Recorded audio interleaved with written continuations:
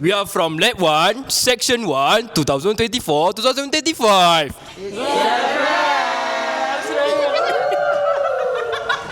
We are from Section 2, Lab1, Sem 1, Section 24-25. It's a wrap. Bye.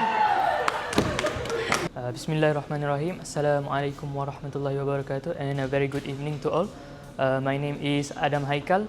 My number metric is 2315933, and today we're gonna explain about liquid extraction. So, what is liquid extraction? Liquid extraction is actually solving separation, which is a separation process that used to isolate compound based on their solubility, which only include two different immiscible liquid, which is water and also organic solvent. So I'm going to briefly explain you how does the liquid extraction is actually occur. Firstly, from a mixture, you need to the substrate you need to be separated is initially dissolved from a solvent.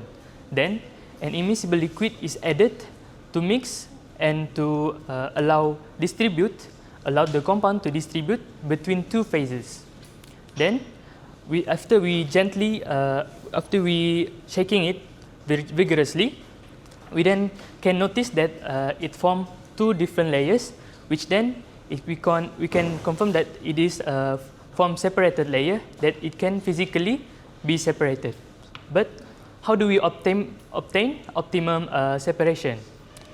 We can obtain optimum separation by adding more solvent, so that more substrate of the mixture is then dissolved, then will be extracted. So, how do we obtain the acid from a mixture? Let's say we want an acid to be obtained. We need the solvent to be from an aqueous base, so that it will react and form a salt. Then it is soluble in water, and it will be insoluble in DCM, which is dichloromethane, and will be extracted from the DCM. Then how do we obtain basic? How do we obtain base from a solvent? That the solvent should be contained of an acid, of aqueous acid, so that it could also form an salt, and it will dissolve in water, and it will remove from the DCM. So I'm going to briefly explain you some precaution that you need to need to be done during the experiment. Firstly, you need to check the separatory funnel, so that the stopcock should be working with its function. Then you need to be also wearing a proper outfit, so that for example, maybe wearing a glove and wearing lab coat. Make sure you button them, and also wearing your shoes. Then lastly, we should also, if measurement substances, we should measure it during eye level, so that we get result that we have wanted. So moving on, I'm going to prepare a mixture where from a mixture we should label an acid, neutral, a base, and also a mixture. And from the mixture, we should contain a 0.2 gram of base, acid, and also neutral using a spatula. And then we should add 10 milliliter of dichloromethane into the mixture. Then we should swirl it gently, and then until it dissolves completely. Make sure there is no more substance that is not dissolved. So that's all from me. I'm passing it to Darwish.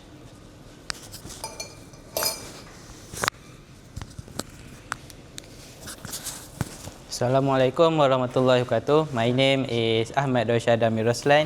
My metric number 2312961. So I will continue from the brother Adam. So we have a mixture.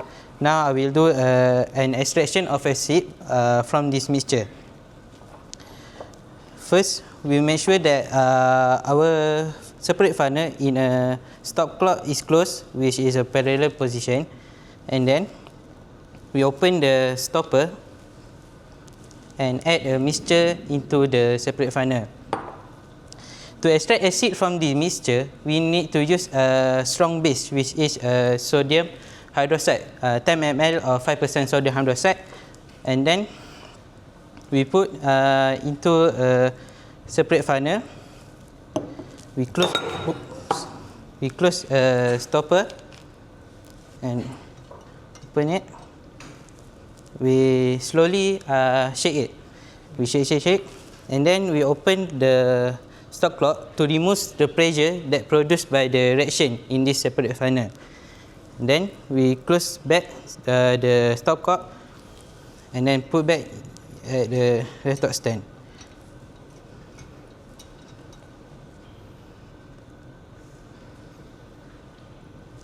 And then we open the stopper to allow the atmospheric pressure push the mixture into this separate funnel to put into the flask. So in this funnel, we will get two layers, which is a bottom layer and the upper layer. To know which layer is aqueous sodium hydroxide that we get is by the density. We know that aqueous we have water, which is a 1.0 density of water, and then a bottom layer the mixture which has a dichloromethane density is 1.3. That's why the bottom layer will be bottom, and the aqueous will be the upper layer because different density. And then for the bottom layer, the mixture we will put into a mixture flask. Slowly open the stop cock, and then for the upper layer, we will put into the acid flask.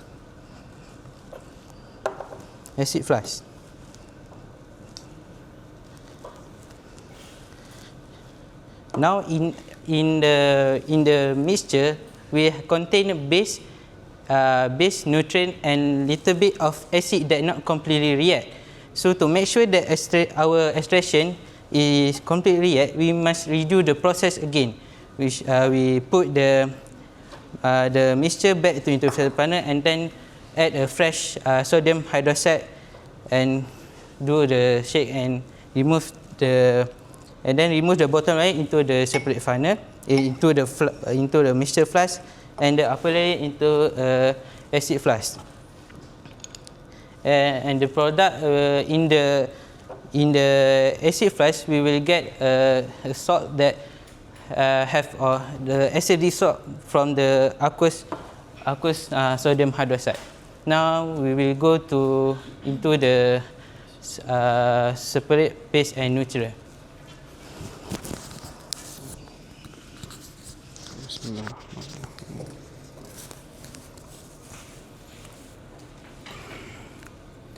Bismillahirrahmanirrahim.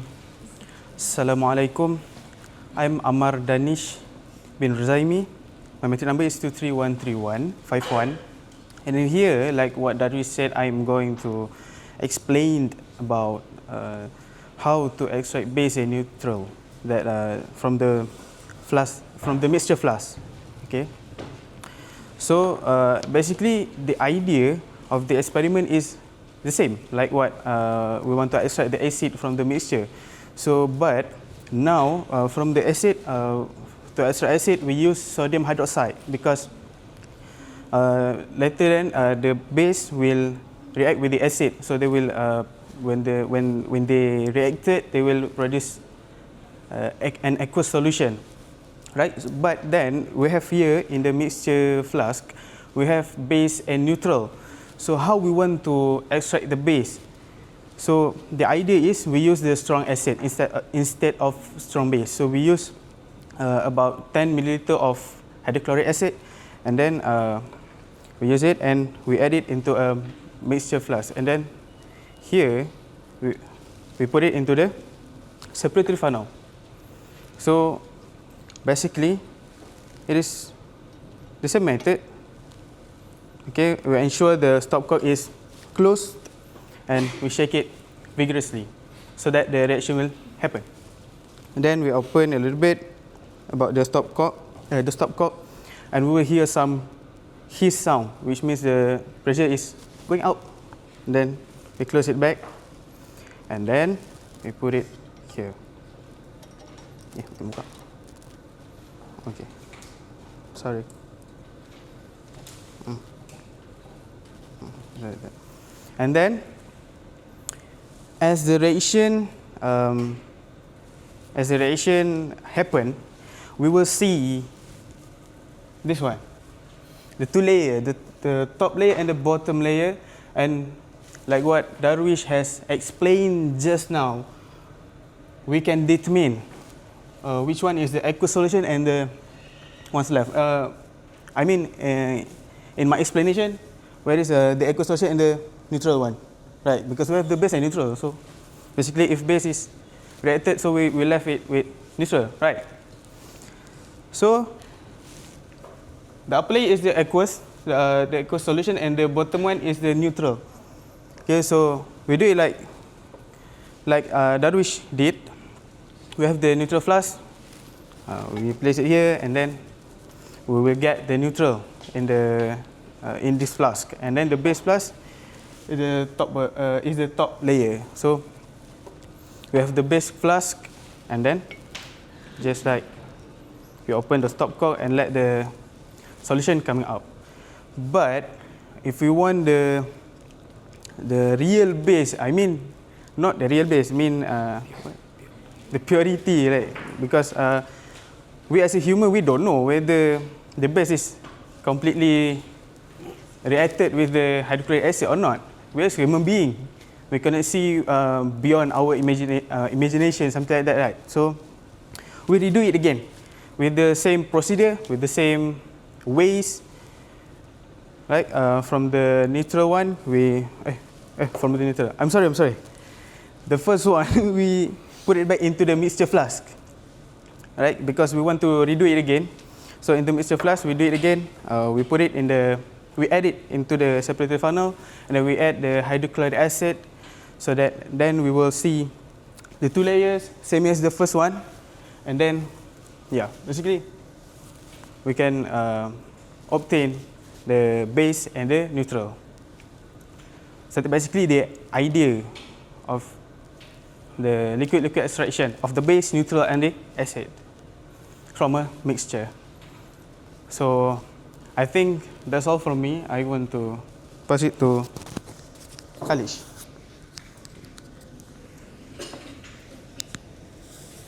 Okay. Assalamualaikum warahmatullahi wabarakatuh. My name is Khalish Hakim bin Mohammad Hakim. My metric number is 2316205, and I will be presenting about the application and the conclusion. So basically, the conclusion is that liquid extraction is just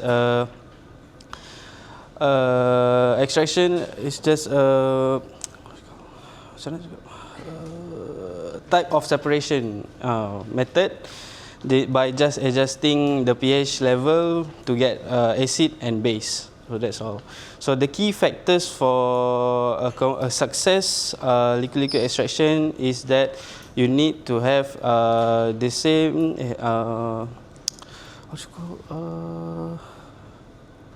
the pH needs to be precise with when mixing with the mixture, so we can get our acid and base.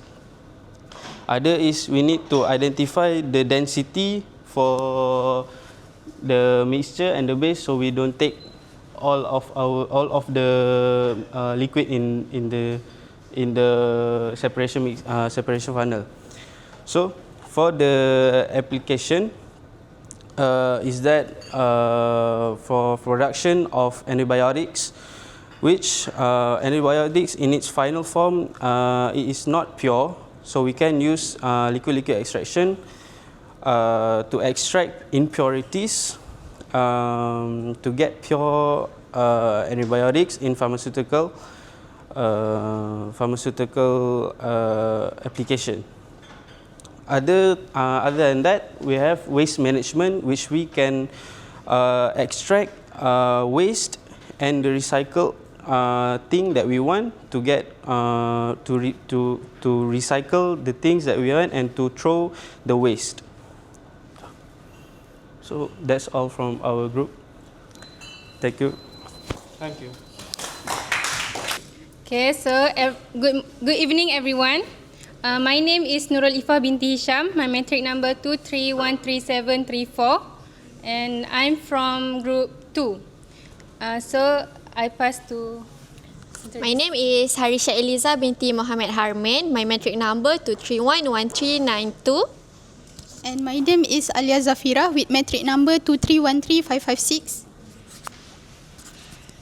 Hi, my name is Elamathy Suresh. My metric number is 2313920.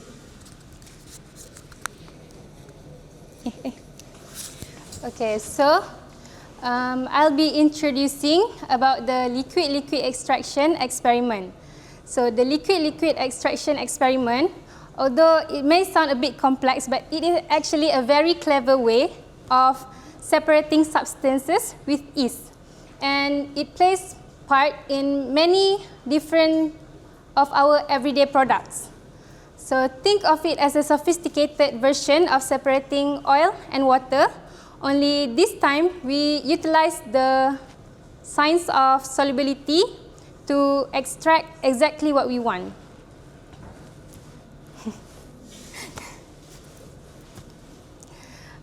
So this technique is widely used in labs and industry to separate and purify different substances.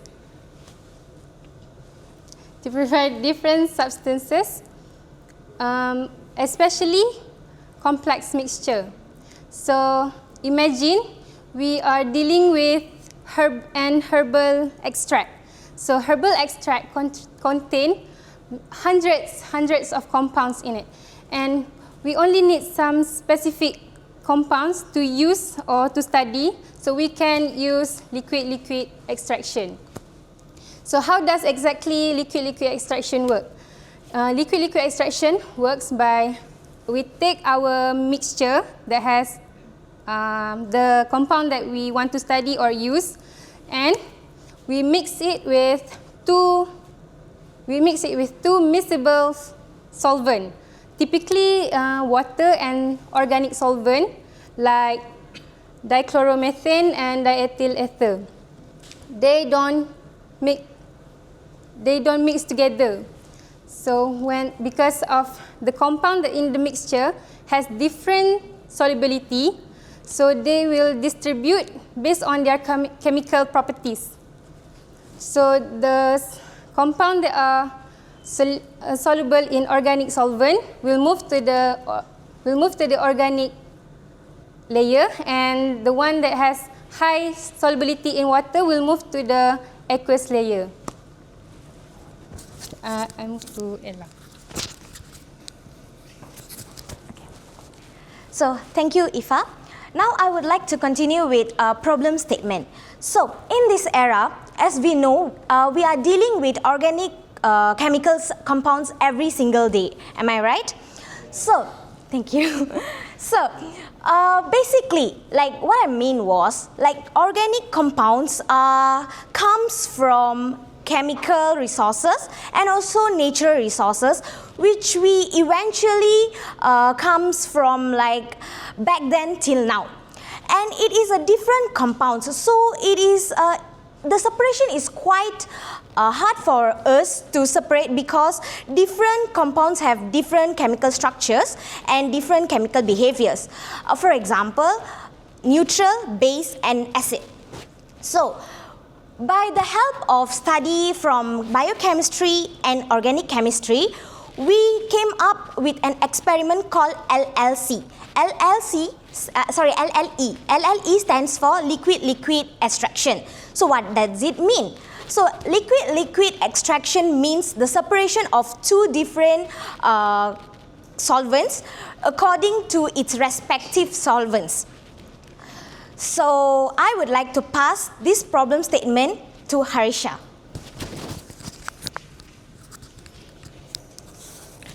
So based on what Ella has explained, For example, if you want to separate the mixture that has base, acid and neutral in it, we can use solvents such as dichloromethane. And then how the solvent works? The solvent is put into the mixture so that it will create a two layer, which is like this one, and then so for each compound it will move to the layer which it is most soluble. So for example, for acidic compound we can edit the base, so it will form a water soluble salt that move to the water layer. And then if we want and then for the base compound we can edit the acid, so it will form the water soluble that also move to the water layer. And then lastly, at the organic layer there will be only left the neutral compound, and we can isolate the neutral compound from it. So today we will go through how actually the liquid extraction works in the experiment, and how to separate the acid, base and neutral, and also how it is implemented in our industry, for example in pharmaceutical industry. And then I will pass to our discussion, to our health and safety.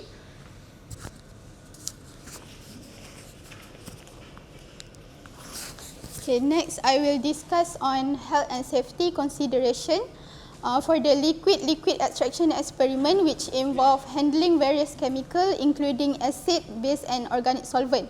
So firstly, the most important health and safety in this experiment by wearing an appropriate protective equipment. This include laboratory coats and gloves to protect against chemical splash and spill.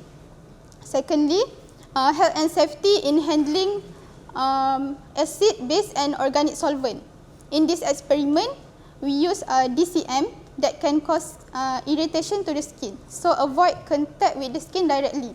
We also use sodium hydroxide, a strong base, and hydrochloric acid, a strong acid, in this experiment. Both are corrosive and can cause severe skin burn upon contact. So to avoid it, when handling, when mixing acid and base, always do it slowly to prevent the solution from splashing. Lastly, for the health and safety in the separatory funnel. The separatory funnel that we use in this experiment can build up pressure when we mixing the organic solvent with the aqueous solution. So always vent the separatory funnel by opening the stopcock away from your face to release the build-up gas. So I will pass to the next presenter, Iffah, to proceed on the safety precaution. Okay, so the safety precaution is actually almost the same as the one that Alia present, but because when we doing the experiment, we are dealing with potent solvent, so we must adhere to this precaution to make sure things are safe and smooth. So the first one is PPE. Make sure to always wear gloves, because we are dealing with dichloromethane. It is very harmful to eyes and skin, and then along with the goggles, make sure to wear lab coat and closed-toed shoes, because open shoes like sandals doesn't have any protection against chemical spillage. And second one,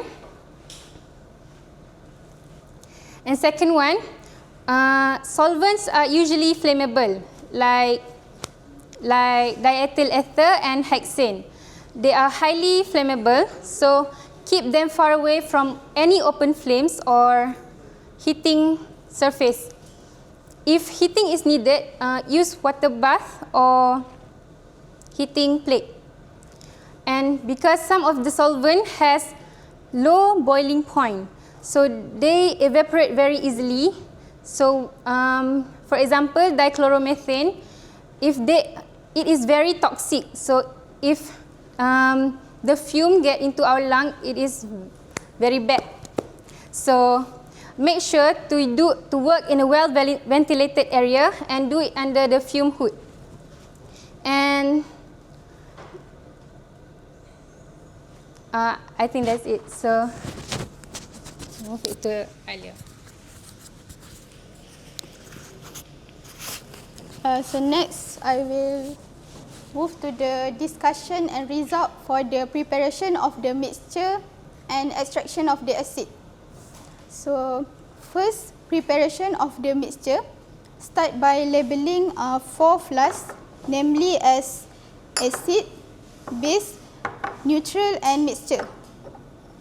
Then we proceed by weighing out 0.2 gram each of an acidic compound, basic compound and a neutral compound.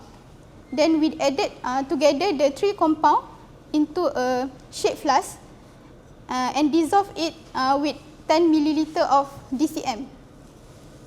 But before that, don't forget to ensure that we put the 10 milliliter of dichloromethane in the shaped flask. Then swirl slowly and ensure all the compound dissolve fully in the solution. This step is crucial because if there is undissolved particle in the flask, it will affect the extraction efficiency. So second, extraction of the acid. For the extraction process, we will pour the mixture from the previous preparation into the separatory funnel and added 10 milliliter of 5% sodium hydroxide. Then we shake the separatory funnel and the strong base in the separatory funnel then react with the acid compound in the separatory funnel. Upon shaking, we observe there is a formation of 2 separate layers in the separatory funnel, which the bottom layer contain of basic compound and neutral compound that known also as dichloromethane layer. And at the top of the layer contain acidic compound. So then we begin to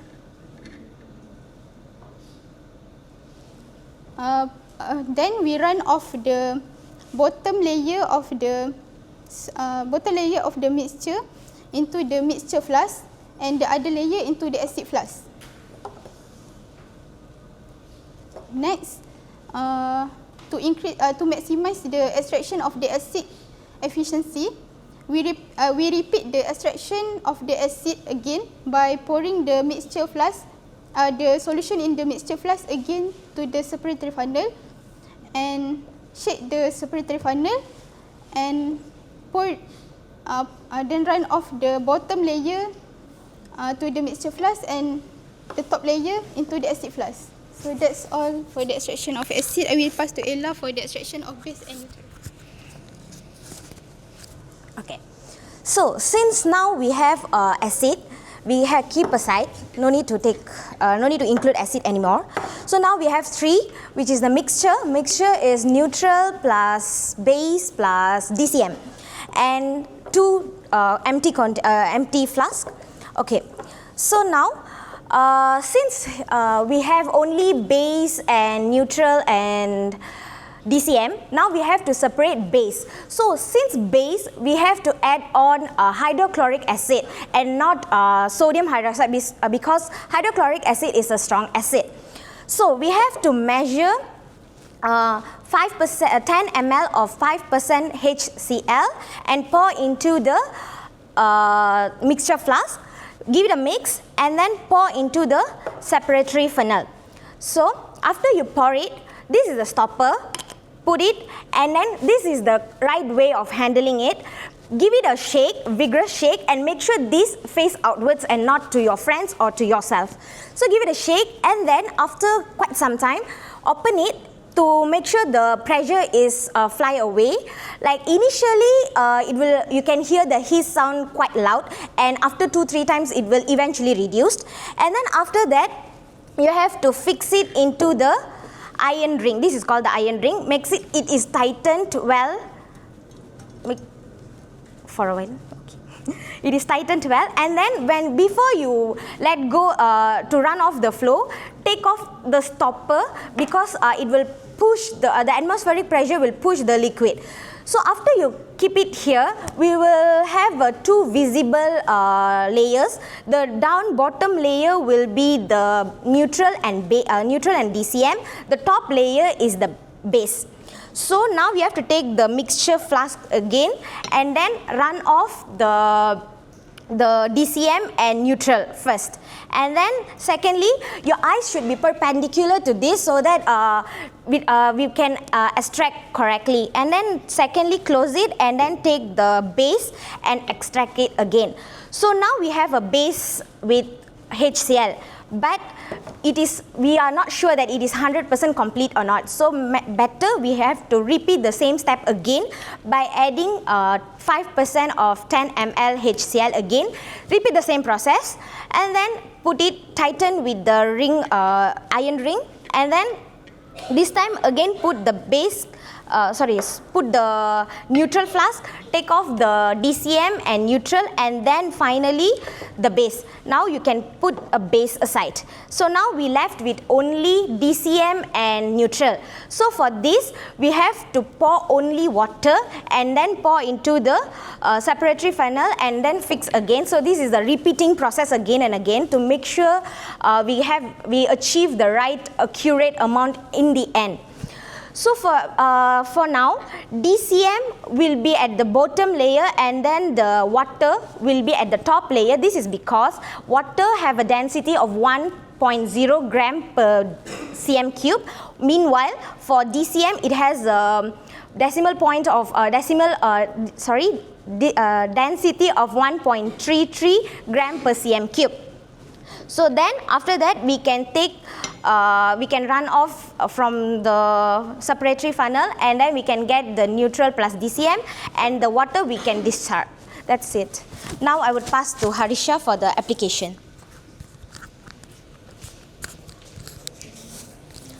So for the application, example of application in our industry, I choose to present about pharmaceutical industry because it is near to our field. And then what is the example in the pharmaceutical industry? So the example is to extract an alkaloid from plant. So what is alkaloid? Alkaloid is a bioactive compound that is used to make drugs such as morphine and cocaine. So there are 3 main steps to extract the alkaloid.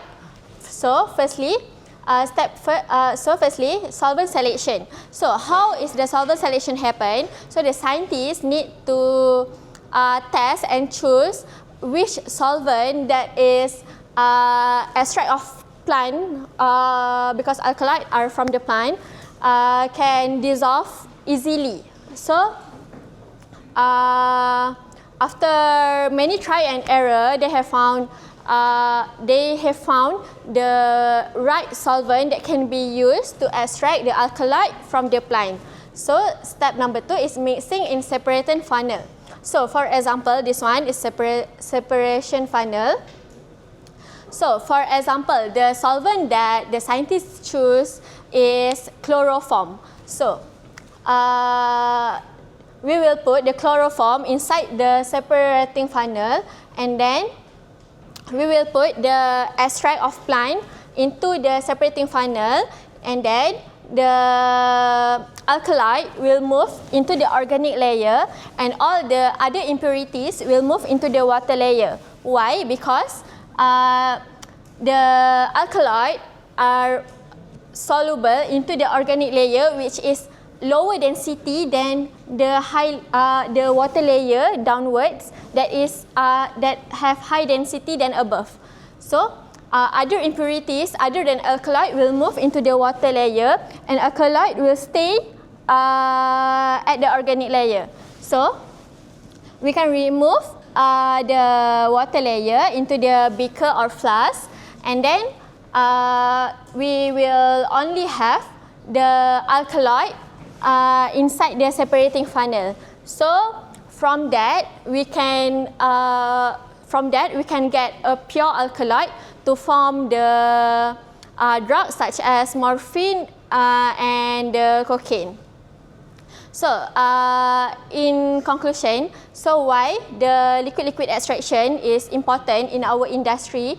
Because it is most known in pharmaceutical industry to extract the drugs that needed from other things such as the plant, and because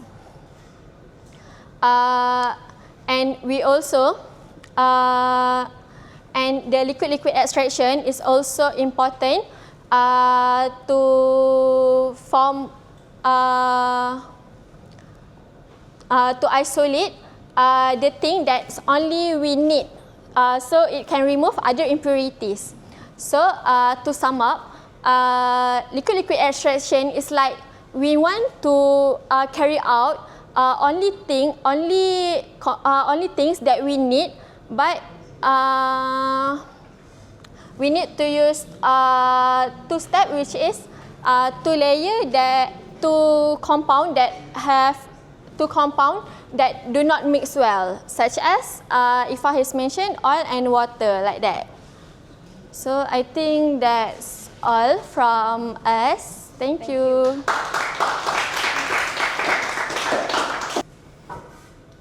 Okay, Bismillah. Assalamualaikum warahmatullahi wabarakatuh.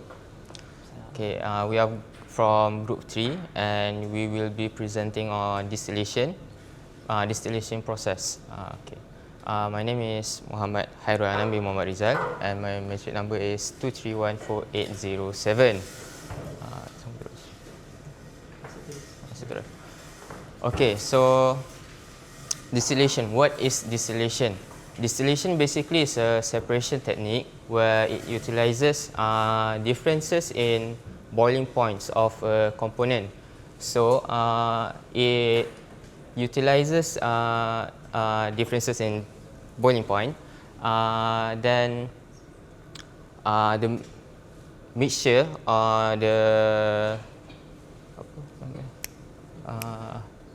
the mixture will then be heat up so that it will create a vapor. Then the vapor will be condensed into liquid. Then it will go out the tube basically. So then by then the separation technique is complete. Okay, there are two types of distillation basically. Firstly is simple distillation, which you can see in front of us. This is basically a simple distillation which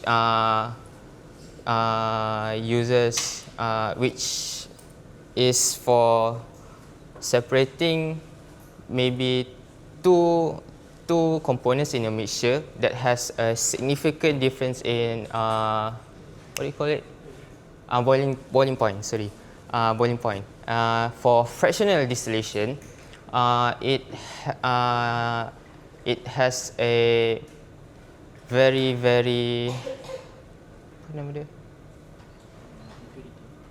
it has a very high impurity, meaning that in the mixture it has very many impurity basically different hydrocarbons. Okay, so in fractional distillation, the mixture has different boiling point basically, but the differences in the boiling point is very insignificant.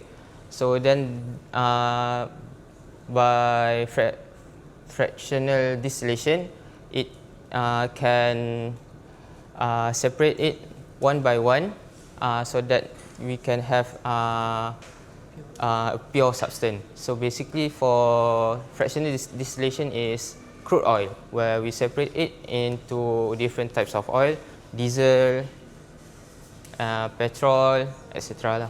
Okay. So distillation is very widely used, and it has been here for a very long time since the Islamic Golden Age. Then it uses to produce essential oils by then, and also essential alcohol, essential oils, and many other things. So to sum up, distillation is a very important process for us, chemical engineering, to separate a component in a mixture so that we can have to isolate a pure substance. Alright, so as for the next part, we'll have apparatus, apparatus and the procedure of how the distillation works.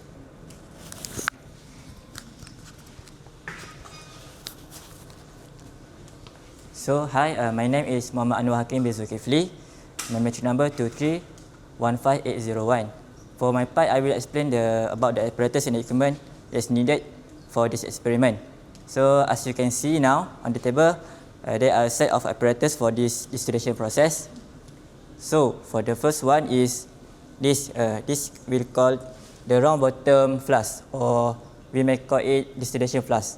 So, what is the purpose? The purpose of this flask is to hold the impure water and heat it up to convert the liquid of the solution into the vapor. And then, basically, as we know, in lab, there are most of the apparatus are made up from borosilicate glass. So, it's suitable for this experiment because borosilicate glass is resistant with the high temperature. So, the next we have this we call distillation head, or most industry call it three-way adapter. Okay, so the purpose of this distillation head is used to direct the vapor that is produced in the round bottom flask into the condenser. So, and this distillation head is connected to the three parts. First into the thermometer, second into the condenser, and third is distillation flask. Alright, so it's also made up from borosilicate glass, and the third equipment is thermometer. Thermometer is used to measure the temperature of the steam or the vapor that produced in the distillation flask. And then we move also for the thermometer. The precaution is we need to tie this thermometer connected with the distillation head using the cat clip or the clamp. So we need to no leaking or not to the rip off or loose. Okay. Next, we have the crucial part, that is a condenser. So the condenser is used to cool down the vapor that produced during the distillation. It converts the vapor into the liquid form. So for the condenser, it has two hollow, inner and outlet jacket. So for the inner is the flow of the vapor flowing through the receiver flask, and the outer jacket is the flow of the cold water. That means the cold water will the flow of the cold water, which is the cold water absorb the heat from the hot vapor during the distillation. And also in the condenser, they have two holes, here and here. That means the hose of the water tap. So basically, for the water tap, on the upside we prefer for the water out and the bottom is water in. So we need to make sure that there are no leak interconnected with the tap and the hose. And the last is, not the last, here is the receiver flask or maybe we may use the beaker. So the purpose of this beaker is to collect our product, like as an example is in the experiment we used to alcoholic and water. So the product is alcohol. And the last equipment is the heat source. So here we use the hot plate. So the purpose of this heat source is to heat up the solution to vaporize. Heat up the solution in the distillation flask. So I think that's all for the apparatus and equipment. So we move to the procedure. I pass to my friend Iqbal.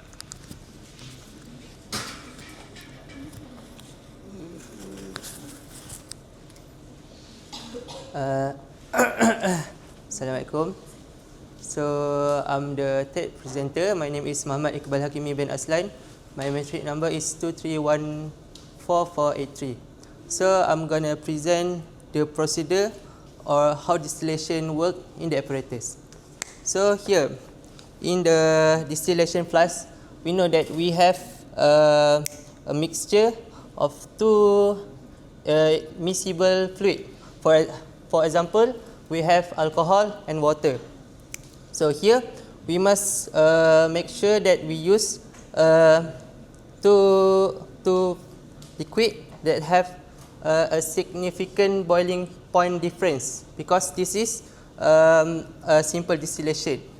So for the precaution, when we want to heat up the mixture, we don't want to use an excess amount of heat, because when we use excess amount of heat, the mixture we bubble up violently. So the experiment will get messed up lah. So we know here the liquid that will vapor first is the alcohol, because for example, alcohol have 80 Celsius boiling point and water have 100 Celsius boiling point. So alcohol will vapor first. So when the vapor of alcohol rise up, it will goes into the condenser, and here at the thermometer tube there is no leakage of gas, because the thermometer is perfectly fixed in the distillation head. So as the vapor goes into the condenser, we know that the condenser is connected to two tube of water, which the water will cool down the wall of the wall of inner glass, the wall of inner condenser. Then when the vapor goes into the condenser, it will come into contact with the cold wall. So the molecule of the vapor will lose energy and turn into the liquid. Right. So and it will turn into liquid and it goes into the receiving flask. Okay. To the receiver flask. I'm sorry. So as time goes by, we will have a pure alcohol here, and from time to time we have to make sure we observe the thermometer nicely, because if we draw a graph of temperature versus volume here, the volume here is the volume of alcohol that we achieve in the receiver flask. We will get the graph like this, then like this. So here, okay. So here, for example, the initial temperature of the mixture is 20 Celsius. And here is the boiling point of the mixture, which is 80. And here is the boiling point of water.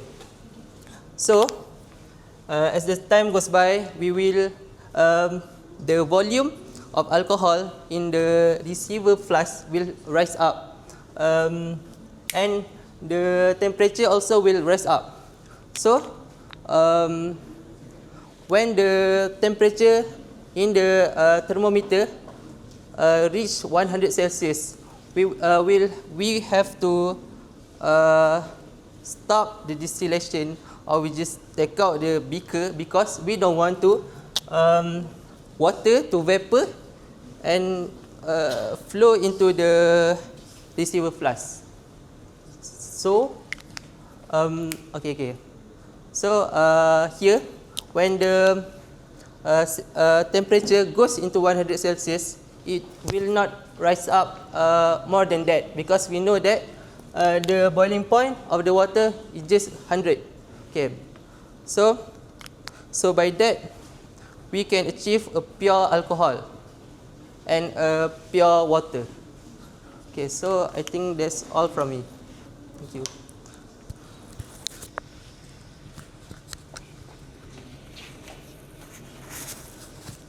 Okay, Assalamualaikum warahmatullahi wabarakatuh. I am presenter 4 and my name is Mohammad Aizat bin Mohammad. My number matric is 231745555 and I will present about application of distillation in industry. Okay, distillation is used often in industry. There are 6 of them that I will tell about. The first one is in petroleum industry. In petroleum industry, they use fractional distillation to extract, to separate the crude oil into other product. There's 5 of them. The first one is fuel, and the second one is kerosene, used for aeroplane. And then the third one is diesel, used for heavy mobile. And the fourth one is heavy oil, which is the most higher boiling point, because they separate this fuel based on their boiling point. So if I may draw how they use fractional distillation in petroleum industry is like this. This is, I call it crude oil. This crude oil, and then after that they goes into the pipe, and this is like the heater. It goes like this, and then this like heat generate to increase the heat to go to boiling, to certain boiling point. And then this is like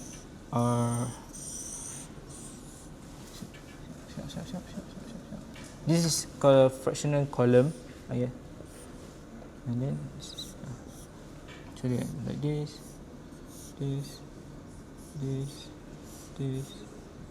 There are several levels for different boiling point of this. So as they hit the crude oil, and then in the crude oil there's so many impurity, or we call it the product. So when they heat up, the first one that vapor is the gas, which is and then it will goes up to this, and then they go out. And then the second one, the first is gas, and the second one is fuel, and then the third one is kerosene, the fourth one is diesel, and the fifth one is heavy oil. So this is how they get all the fuel from the crude oil. So as for the second application, is for water purification. water purification. Water purification use distillation to purify water from other impurity. So they just use simple distillation. They heat up the water. If the water is boiling point is lower than the impurity, the water will turn into vapor and cooling it into liquid, and you get pure water, and the remnant of impurity you get from the before still in the flask. Okay. As for the third one is alcohol industry. In alcohol industry, the use of distillation is essential to make alcohol beverage like whiskey, ghee, vodka. So how they use it is they extract from after the fermentation of alcohol. They after like 50 years, 100 years, the liquid will go into distillation, and they will extract the concentrate amount of alcohol to turn into alcohol product like whiskey, vodka, and other. Okay. So as for the fourth one, pharmaceutical industry use distillation to purify the chemical and remove solvent in their drug production. As for the fifth one is perfume industry. In perfume industry, they use distillation to extract essential oil from plant to make a perfume. So why did they use distillation? Because distillation doesn't affect the scent or scent profile, and they can get concentrate amount of fragrance. And as for the last one is food industry. In food industry, they use distillation to extract the flavor, a certain flavor, to make the product like vanilla extract and other flavor. Okay, so as for the conclusion, this experiment shows that how efficiently distillation to extract to separate mixture based on their boiling point. So that's all from us. Thank you. Okay, Assalamualaikum warahmatullahi wabarakatuh, and very good evening to all of you. My name is Mohammad Taufiq bin Hassan, and beside me we have Brother Zam, and the handsome boy over there is beside me we have Brother Zaf, and the handsome boy over there is Brother Zam. We are from Group 4, and today we're gonna discuss about a very known separation technique, which is distillation. Yeah. Okay. Before we go any further, I just want to share to you guys separation technique for liquid. Either you can use liquid extraction, or you can also use the distillation. So both technique is different from the way you use the mixture. For liquid extraction, you need to use immiscible liquid, and for the distillation, you need to use miscible liquid. So now, let's move to the distillation, because we're gonna talk about distillation in very detail. So distillation is very widely used in industry and also in lab, because it is easy to understand and also practicable. So the idea behind this process is quite easy, where you need to have an miscible liquid, and then you heat up. So the thing happen is, liquid that has low boiling point will turn to vapor first, and the remaining just stay at the what we call long bottom flask. So then we know about the idea behind this process. Now we look to the apparatus that we gonna run that we use to run this process. So I have list to you guys 7 important apparatus or item that you need to know to run this process. So we start from the heat source, where you can use hot steam bath, that is one. And then you need to have distillation column. Yeah, that is distillation column. You need also to have condenser. Where is condenser? Alright, thank you. So after that, you need to have a receiving flask. Yeah, that is receiving flask. And also distilling flask. This one. This one is distilling flask. And not to forget about this one, which called thermometer. So that's 7, and the last one is what? This one, water. So that's 7 important apparatus that you need to know to run this process. So I just want to ask you guys, did you remember 3 weeks ago what we done in this lab? So we deal with acid, base, and neutral light. Okay, so one of the experiment we did was we deal with experiment of separation of DCM from base. So you guys remember right? DCM and base. So the problem is how we gonna separate these two liquid. So with that, I give a big question mark, and I pass to my second presenter to continue the process of separation. Thank you.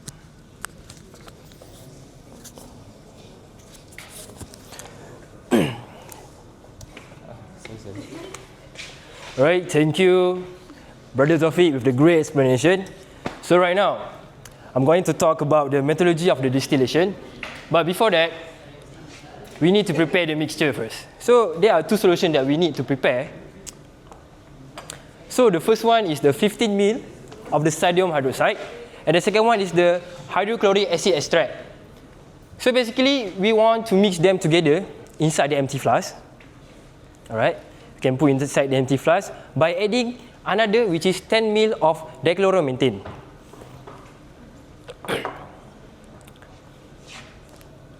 So we get the mixture, and after that, we get the mixture, we need to transfer it to the spirity funnel. After we transfer the mixture inside the spirity funnel, we need to shake it. Oh no, what just happened?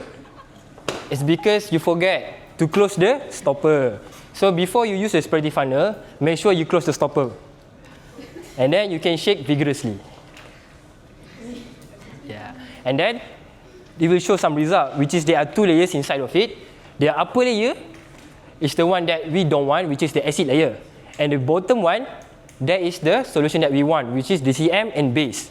So we will let the bottom layer get through inside the empty flask.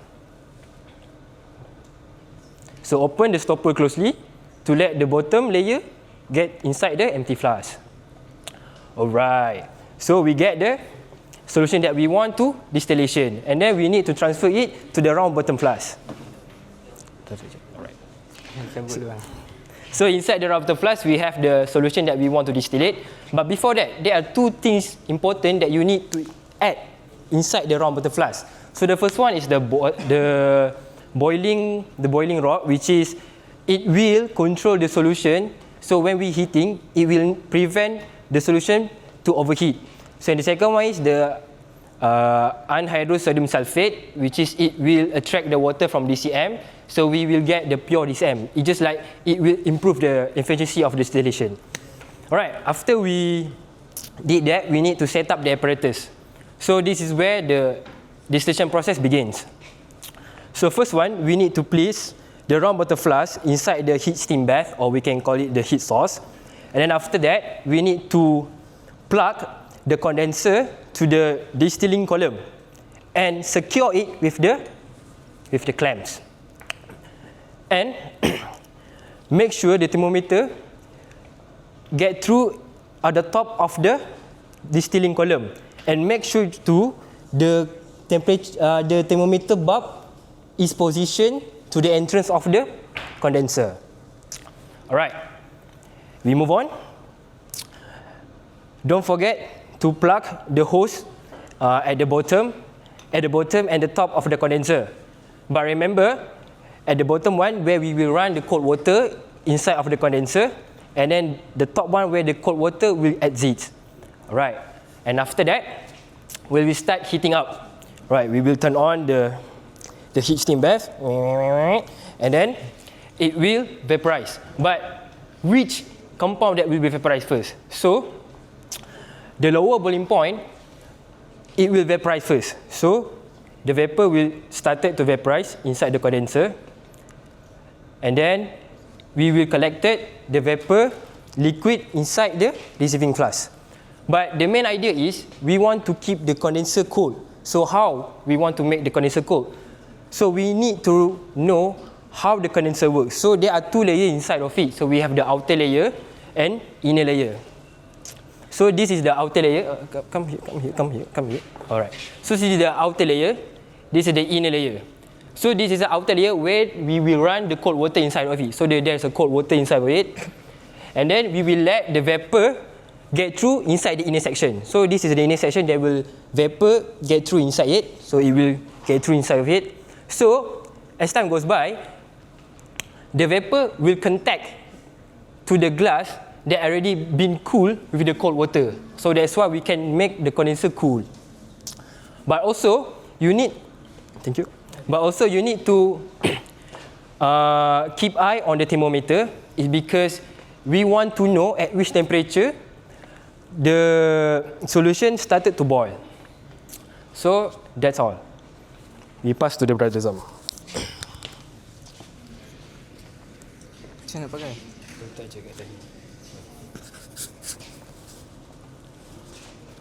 Assalamualaikum. Thank you to our brother Zafri. Next, moving on to health and safety.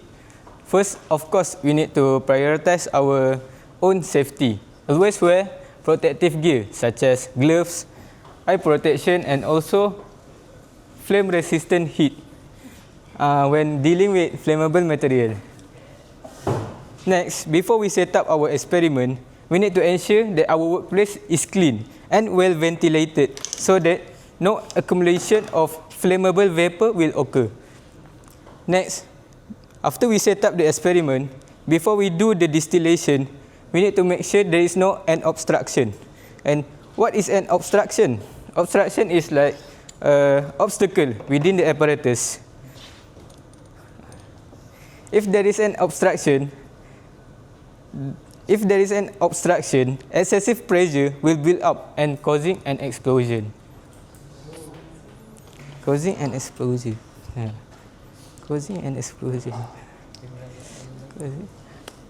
we do the experiment, we need to monitor the temperature throughout the process. Why? This is because uncontrolled boiling heat will potentially damaging our apparatus and causing fire. The separation of our compound also will be less precise. Next, after we do the experiment, of course, we need to clean our apparatus thoroughly and carefully so that there is no incident happen, such as dropping of the apparatus. Next, moving on to industry application. First, we got oil refinery. Distillation is the first step in transforming crude oil into available product. Crude oil is heated in the distillation column where different hydrocarbon compounds will be separated based on their boiling point. Lighter compound with low boiling point will vaporize and will be collected at the top of the column, while heavier compound will be collected at the bottom. What is the example of the lighter compound? The example is like naphtha. Naphtha that is used in the plastic production, and heavier compound such as gas oil that we use to convert into diesel. Next, we got chemical manufacturing. Chemical manufacturing. Distillation purifies substance by taking advantage of their boiling point. Distillation allows for separation and purification of gases like oxygen, nitrogen, and also rare gas like neon. These gases are used widely in the industry, such as nitrogen that is used in the packaging food to replace nitrogen. Use nitrogen to replace oxygen, so that the shelf life of the food will be prolonged. That's all for me.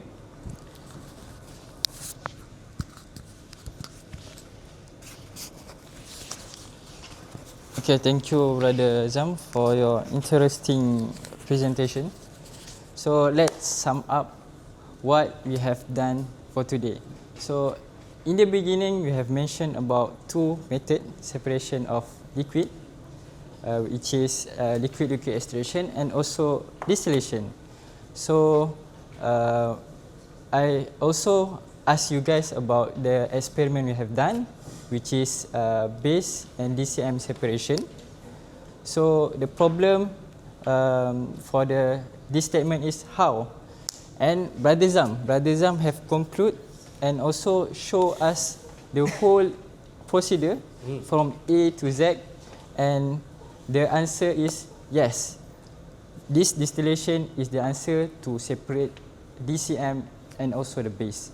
So we move to the precaution. Not forget about precaution, because when we run this experiment, there has some hazard that we need to avoid. So with the knowledge we have learned today, so we can apply to the industry in the future.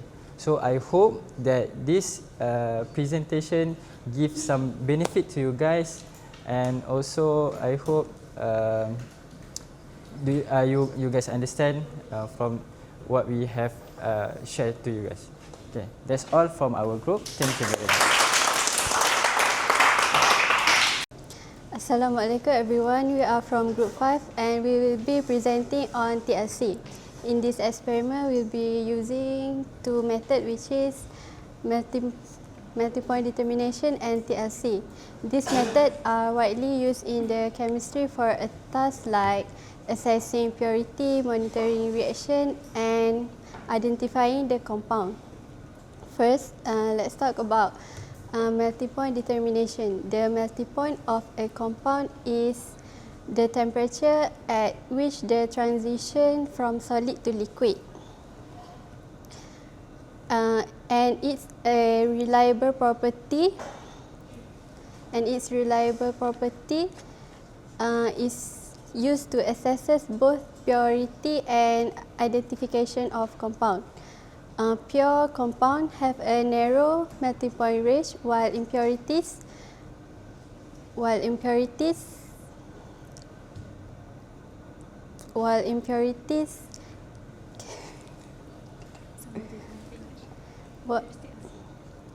okay, so the multi-point determination alone may not be definitive to determine the identification of compounds. So we will use TLC to identifying the compound. TLC is used for the rapid separation and identification of compound. And in the TLC, we have two phases, which is stationary phases and mobile phases. Stationary phases is a thin layer of silica gel coated on the TLC plate. Silica gel is a polar, so it will attract and slow down the polar compound. The mobile phase, on the other hand, is a solvent that moves up the plate. Through a capillary action, carrying each compound with it. The travel distance by each compound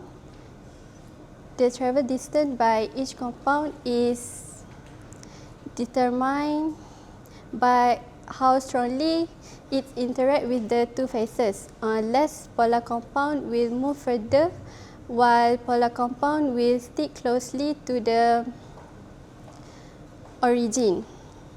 So we all know that each compound have a different polarities. So for example, benzoic acid is a carboxylic acid in a carboxylic acid group, making it moderately polar. P-chloroaniline is in amine group, making it even more polar, and camphor is non-polar because of its ketone group and its lack of highly polar functional group. So by these differences, we can know that each compound will move differently on the TLC plate. We can measure this movement using RF value, which is the ratio of the distance travelled by the compound to the distance travelled by a solvent. Each compound have a different polarity, so the RF value of each compound is different. So by knowing the RF value, we can differentiate the compound and identify the unknown compound. So our problem statement for this experiment is identifying the unknown compound. To solve this problem, we will use TLC method. As I mentioned before, by knowing the RF value, we can differentiate the unknown compound. Next, I will pass to Diana.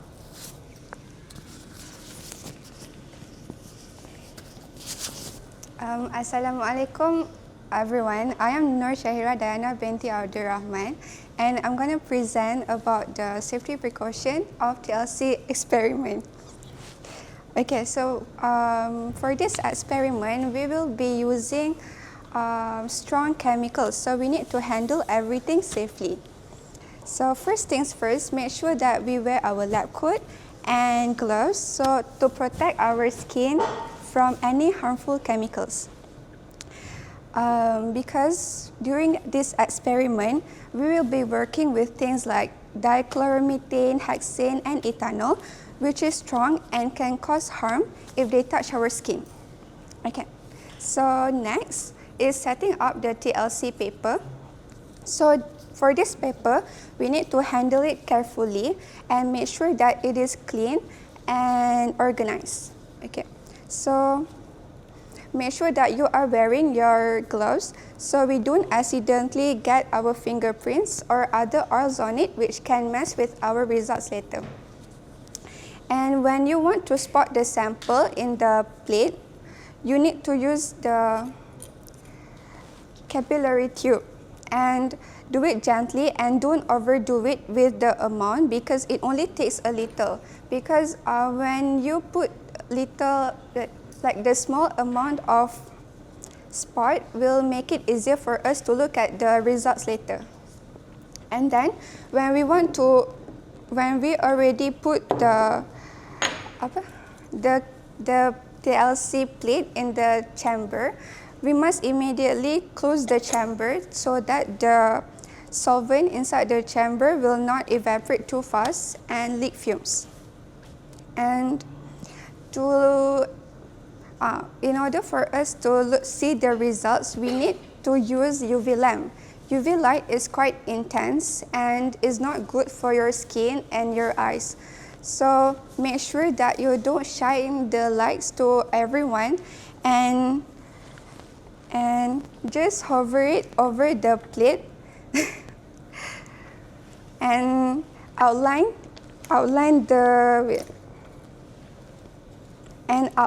the spot when we see them. Okay? Yeah. And then once we're done, clean up properly. And for our solvent like dichloromethane and hexane, never pour this down the sink because they have their own special waste container. So please use them wisely. And last but not least, don't forget to wash your hand with soap and water after handling all of these chemicals. That's all for me. Thank you. Sorry. Assalamualaikum and hi everyone. My name is Shahira binti Saifullah, matric number 2312314, and I will continue explaining about the application of TLC in the industry. So, as we all know, there are many various in industry, and one of the industry that use TLC is food industry. TLC is used in food industry to identify and quantify the preservative, the colors and the sweetening agent so that the food will meet the FDA guideline. FDA is Food and Drug Administration. So how TLC is used in this food industry is they will break down the mixture of the compound into the component parts based on their mobile phase and its affinity. So based on our experiment, we know that TLC is used to identification, purification and separation. And my example later is going to highlight on the separation part. So I'm going to take the food industry, and my example is soy sauce.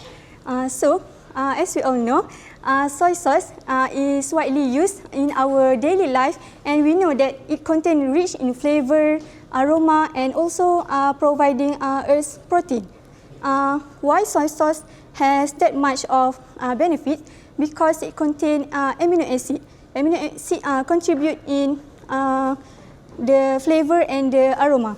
But large amount of amino acid consumption can lead to high sodium content, which can lead to kidney disease, can trigger our allergic, and can also give digestive issue. So TLC method is used and needed to estimate the right amount of amino acid in this soy sauce so that it will ensure our health and safety. So the method using is the same. We are going to take a small amount of soy sauce and put it on the TLC paper, and then we will use the UV lamp to see the result, because we cannot see the result with our naked eye. This is the sample of the result. So as you can see, this is the sample if we have flash with the UV lamp and we have spotted using our pencil. So as you can see, there are different size of spots and different position of amino acid in this TLC paper. These differences indicate the concentration of the amino acid in this soy sauce. So the bigger the spot, the higher the concentration of amino acids. With this result shown, it proves that TLC helps us to verify the right proportion of our concentration and our amount of component in our product. So, in order to have obtain optimal flavor of our product, we also need to ensure our health and safety. So, by using this TLC, it is very helpful for us. Other than that, TLC also help to maintaining the quality of the product. Why did I say that? Because by using TLC, we can compare our product quality. I just have one sample here. For example, over the time, we are for sure we are going to, and we want to achieve the best product in our industry. So we need to compare our previous product and our new product by using the TLC. For example, we compare which how many amino acid in this soy sauce is the best for our soy sauce product to us gain the best flavor, but at the same time we still care about our health and safety. Other than that, TLC also applied in many other industry applications such as cosmetic. As we all know, cosmetic is used in our skin, so we need to make sure that all of the product in our cosmetic product need to be natural and no artificial product or doesn't contain any harsh chemicals. So by using TLC, we can identify any contaminant and make sure that our product use is safe. TLC also used in pharmaceutical, which is our daily life.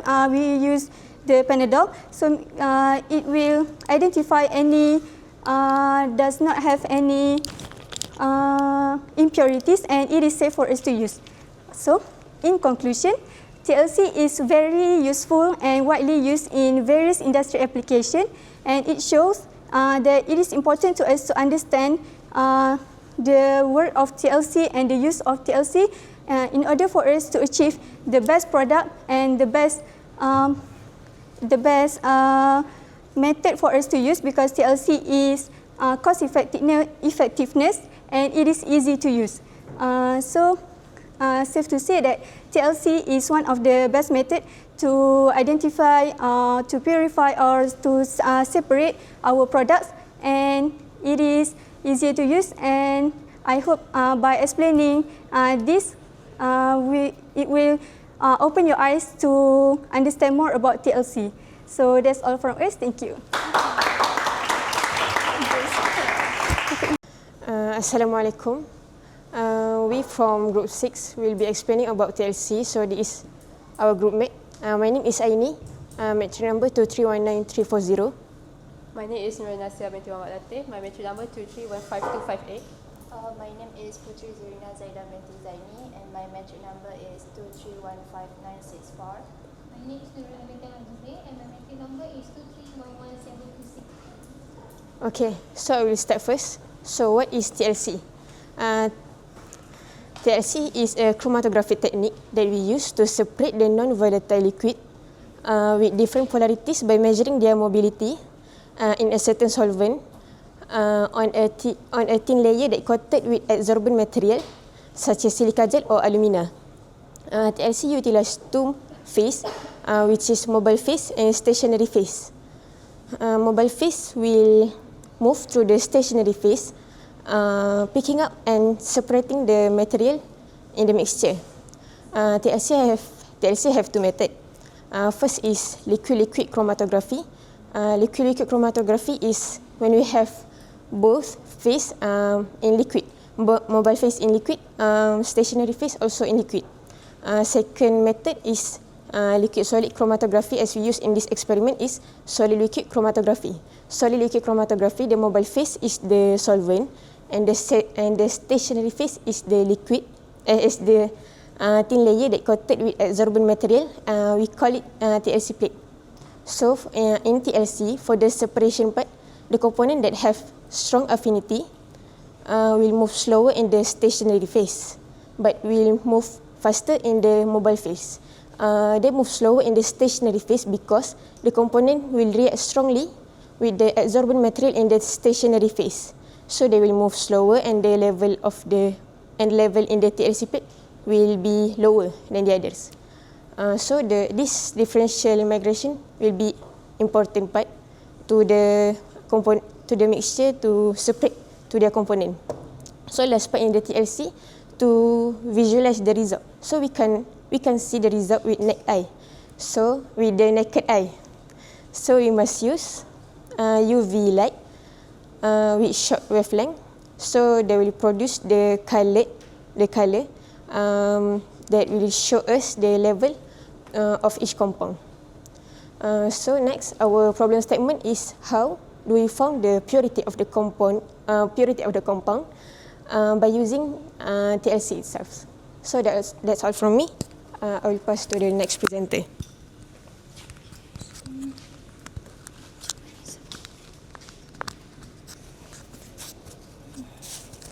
So, hi. Today I will present about the equipment and the experiment, which is thin layer chromatography. So first, you need to have 3 beaker, 2 conical flasks, and 1 micropipette, 4 sap, 3 capillary tube, and 2 TLC plates. Also, we need to have glove and developing chamber, and also pencil and ruler. So first, we need to prepare the TLC plates. So we need to draw a horizontal line. We need to draw horizontal line from 1 cm from the bottom and 1 cm from the top. So we need to label it according to its sample. So basically like this. So we assume this one is a baseline, and This A is stand for acid, B stand for base, and N is stand for neutral. For this one, this is solvent front.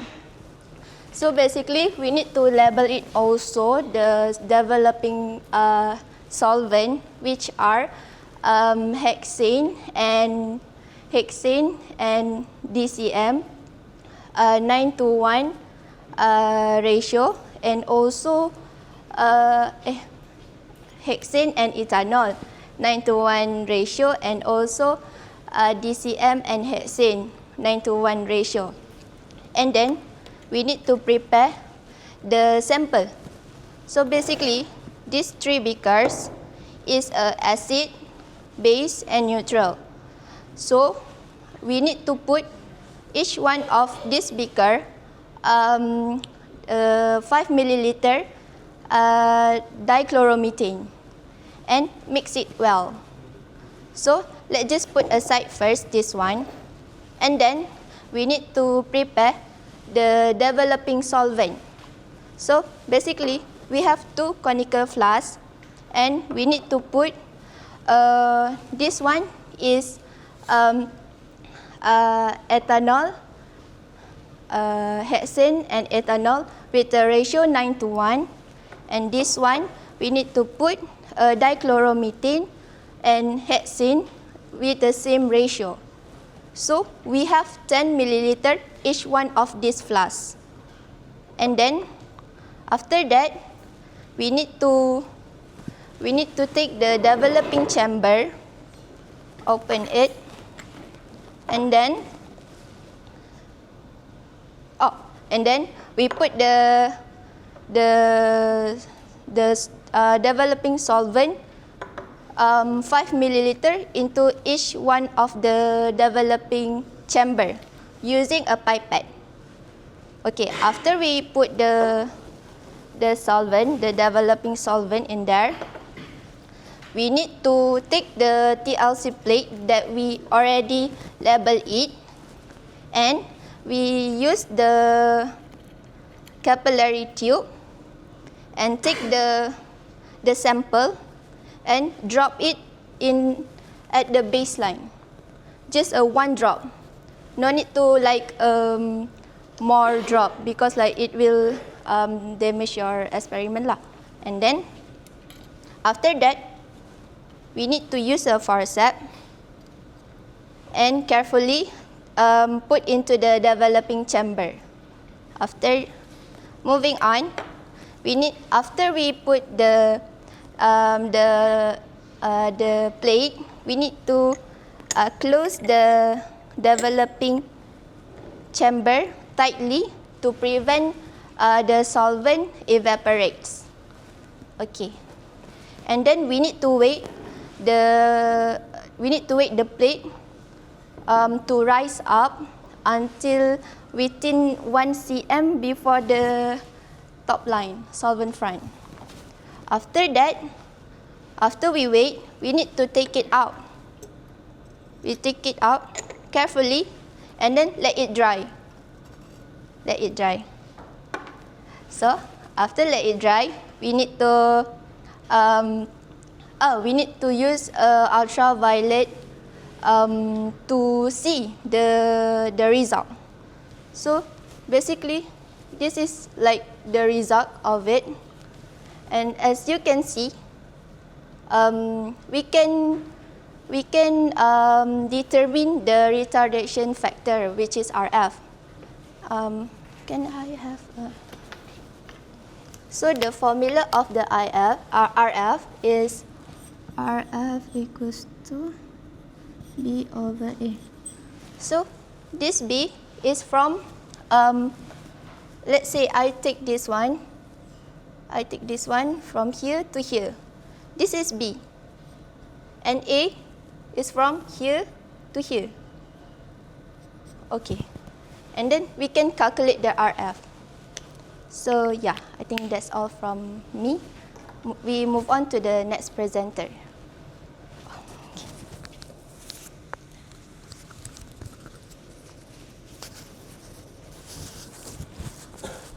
Okay, I will explain about the safety and precaution in the experiment. Firstly is safety. As we know, the basic safety management in this lab is we have to wear leg coat, which is the long sleeve leg coat, and also the closed shoes and the glove before starting any experiment. Okay, this is because we want to avoid any chemical spill directly to our skin. In fact, most chemical is colorless and odorless, so that's why we doesn't know when we are in touch with them. For example, in this experiment we are using TCM, which is dichloromethane. Dichloromethane is also one chemical that is odorless and colorless. Dichloromethane also a strong acid, that's why it has a corrosive properties and may cause a burning sensation and numbness to our skin when we are in touch with them. That's why we need to wear safety management before starting this experiment. Now let's move on to precaution when doing this experiment. Firstly, as being explained by the previous presenter, we need to close the developer chamber after putting the developing solvent. This is because we want the atmosphere inside the developing chamber to be saturated with the developing solvent, and it can cause the developing solvent to not evaporate. Next, let's move on to the TCL. TCL is a sensitive material. That's why when we want to mark the baseline and the solvent front, we must to make sure that we doesn't touch the middle of the line. This is because we want to avoid contaminate in our experiment. Okay, now the other precaution about the TCL plate is that when we want to spot, we want to make sure that the spot doesn't too small or too big, and we want to avoid the spot to touch each other, to be close to each other, because it can be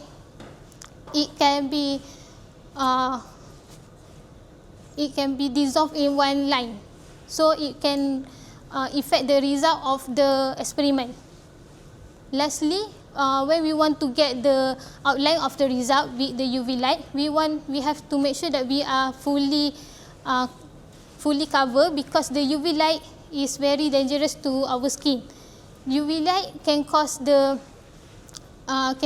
skin cancer when we are exposed for a long time. That's why we need to cover up and make sure that we are when we are wearing gloves when we outline the result.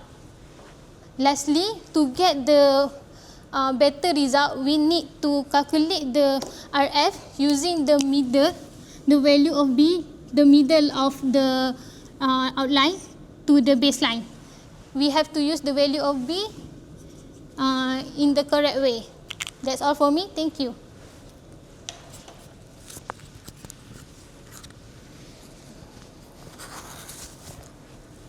So I will explain about how TLC is used in different industry.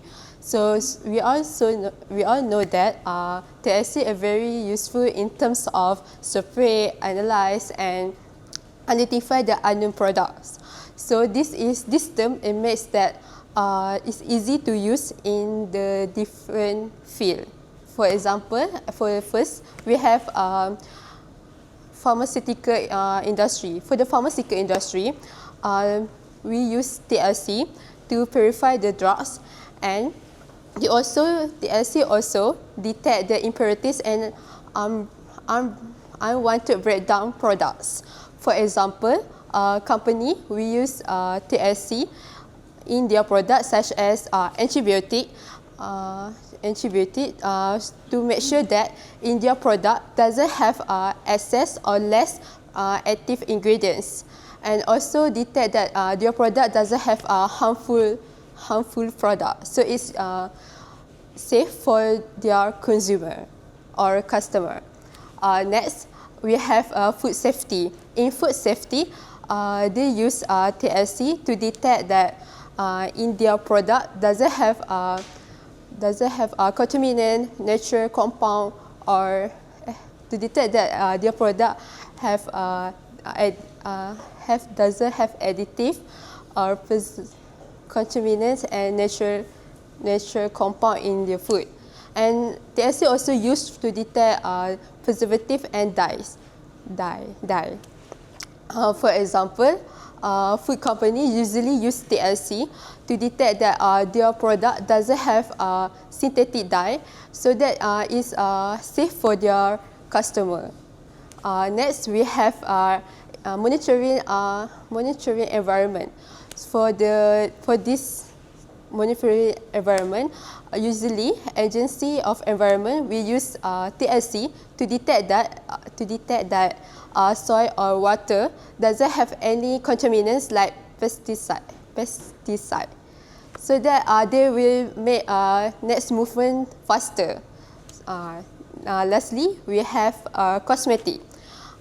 In cosmetic, we use TLC to stable the ingredients, and also to detect that in their product doesn't have any contaminant and allergens. So that is safe for their customer and doesn't give any bad feedback to them. For example, cosmetic company usually use TLC to make sure that natural compound in your product is stable and doesn't have harmful breakdown product.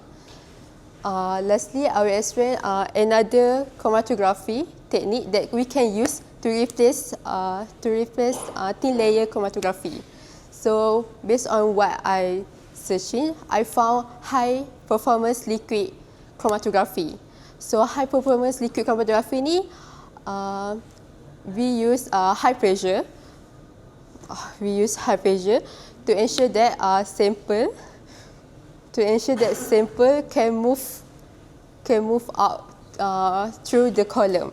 So how it works is we enter that sample into the liquid in column with fill of solid material. So that sample we interact with solid material, and that they will interact with solid material based on their properties, which is some of them will repel and some of them will attract each other. So they will leave the column based on with different times. With this technique, we have two detector, which is UV-Vis and mass spectrometer. So based on mass spectrometer, the result is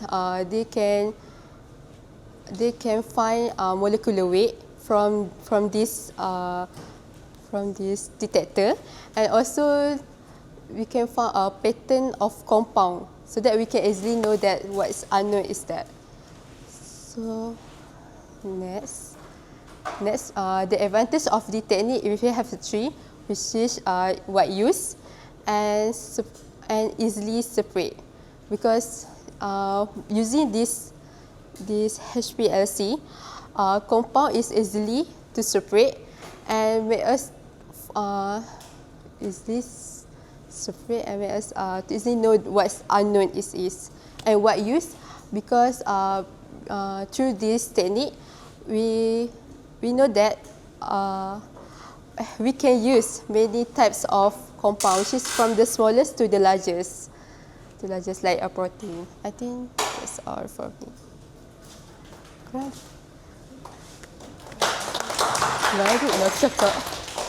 Assalamualaikum warahmatullahi wabarakatuh. My name is Sofia Atira binti Badri Hisham. My matric number is 2315990.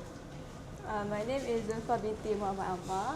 The matric number 23175 958.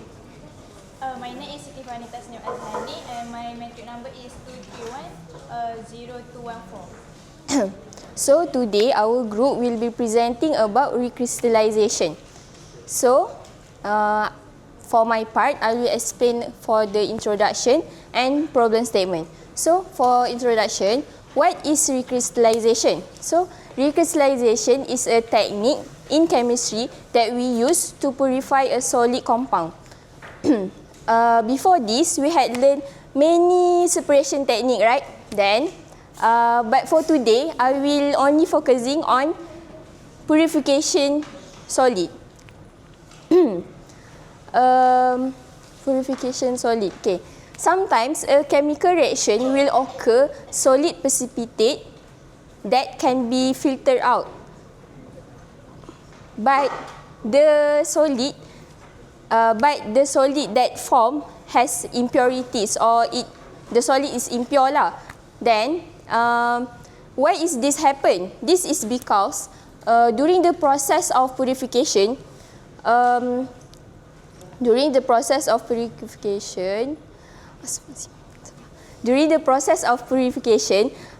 are other substances such as ions or other particles that will get trapped together inside the lattice and disrupt the pattern of the lattice. So, the solution for this problem is recrystallization technique. We use recrystallization to purify the solid compound. Okay, firstly we need to heat the solution and then we need to cool it down to room temperature and ice bath. Okay, then during the cooling process, the solubility of the solution will decrease and causing the solution to crystallize and forming the crystal. Okay, so for the next part, which is problem statement, we will be discussing two problem statements. First one is solvent selection. It is important for us to investigate the solvent selection because it will affect the separation and purification of the acid precipitate. So for the last one is recrystallization behavior. It is important to examine the recrystallization behavior during the cooling process because it will affect the rate, size and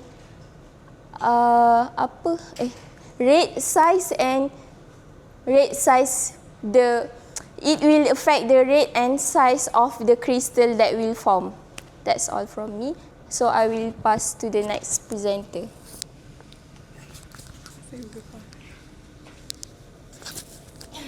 Okay, next I will talk about procedure, result and discussion. So for the procedure, first we need to have two conical flasks, and each of these flasks we need to add dry acid precipitate, and then after that we need to add distilled water with suitable amount, and then after that we need to heat these two conical flasks until it boils, and then heat the sample until it boils, and make sure that the precipitate is fully dissolved so that it will be no problem in cooling down process. So after the sample is boiled, we need to place one of the conical flasks in the ice bath, and the other one let it rest at room temperature. So basically we will see in this conical flask we have two states, which is the solution and the crystal. So for the solution, it is the impure liquid solution, and the crystal is the pure product. And as a result, we can see that the crystal can be seen more clearly at the room temperature than in the ice bath. So what is happening here is because of the rate of crystallization. So in the ice bath, the rate of crystallization is faster due to the rapid change of temperature from high to low temperature. So in this rapid process,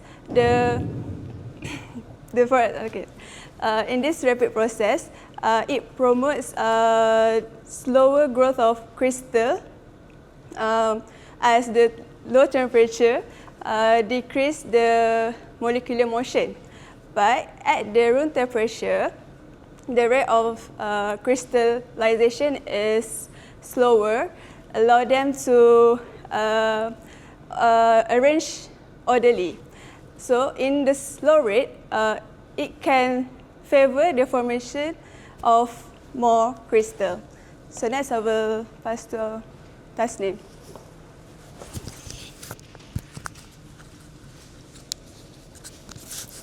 Next, I will talk about health, safety and precaution step during the experiment. So firstly, we need to wear our lab coat and glove during handling the chemical to avoid any skin exposure.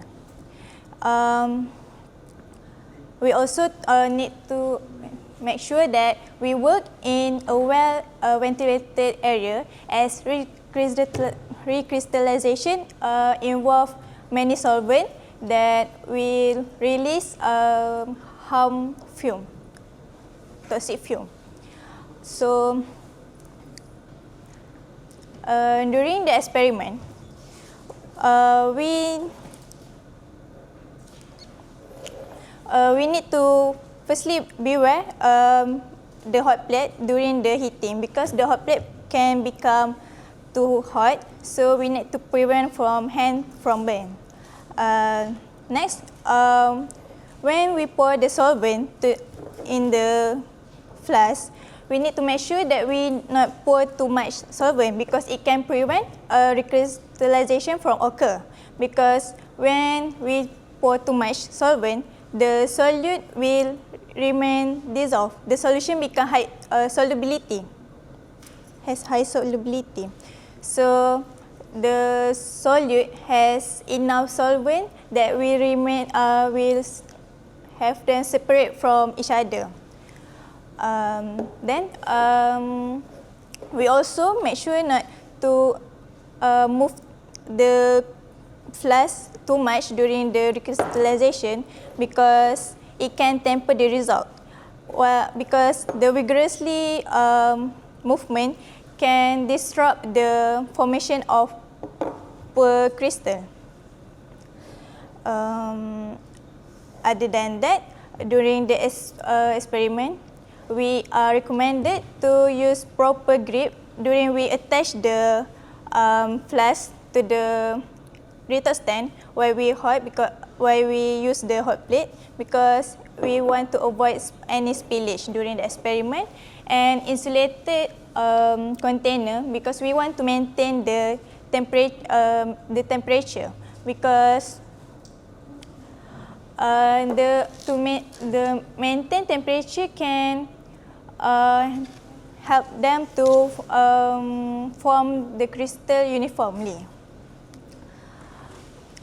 So next, for application in industry, recrystallization is widely used in a lot of industry, such as pharmaceutical. Pharmaceutical use recrystallization to impure the drug component from any contaminated substance. They will use the crude drug component will dissolve into a suitable solvent. Then they will heat up the solution to mix up evenly. Then they will let them cool and allow them to evaporate to form the crystal. The impurity will be left out, and the desired drug component will crystallize. Next, in chemical industry, they also use recrystallization to import the product they want from contaminate, from impurity that byproduct, and or reactant during chemical reaction. The impurity can be separated from chemical target recrystallization, so they can produce high level pure level product. Lastly, in food industry, they use recrystallization in sugar refining. they will dissolve the sugar, the raw sugar with this distilled water. The raw sugar we can get from sugar cane or sugar beet, and then we will mix them evenly, allow them to allow them in a cool temperature, then allow them to crystallization and form sugar crystal.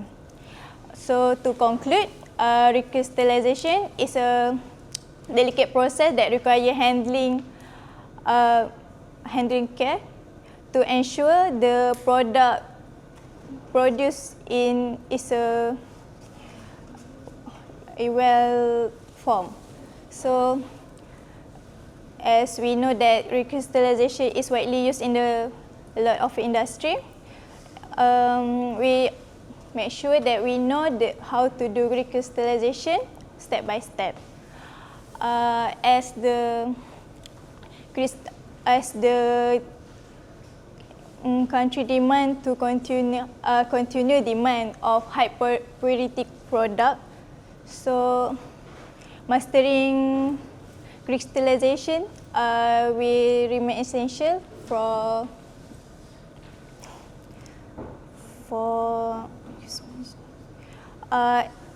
achieving quality control and advancing innovation for chemical process. That's all from us. Bismillahirrahmanirrahim. Assalamualaikum warahmatullahi wabarakatuh. We are from Group 2. My name is Amira Hafiza binti Muhammad Hashim. My name is Harisha Najwa binti Rosli. My name is Farfana binti Abdul Hadi. And my name is Fatifahani binti Mahmud. Okay, so our group will be presenting about liquid extraction. So I will be introducing to you guys about what is liquid extraction and about the theories of this experiment.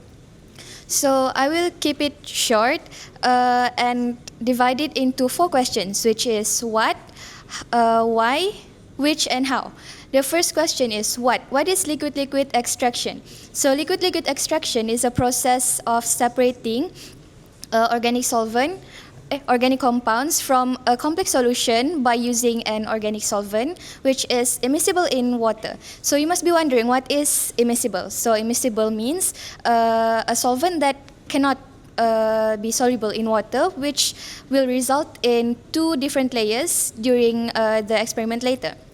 So moving on to the second question, which is why? Why do we do liquid extraction? So liquid extraction, or LLE, is extremely is valuable in doing a complex mixture where doing a complex mixture usually had by natural resources or synthesized by a lab setting. So the main key or the main reason we do liquid extraction is to separate it into 3 different components, which are acid, basic, and neutral, which are then further isolated and purified for further study use.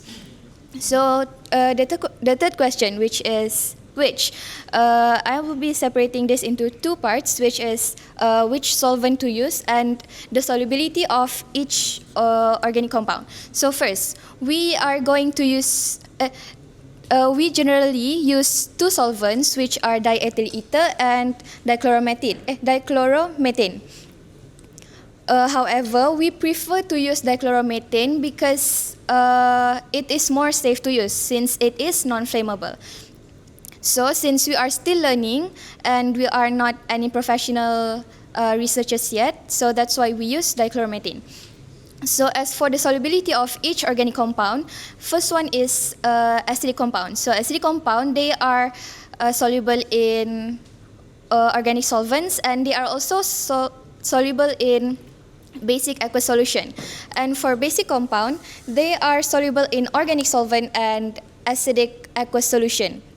Meanwhile, for neutral compound, they are soluble in organic solvent. However, they are neither soluble in basic solvent nor acidic solvent. So For simpler understanding, I prefer to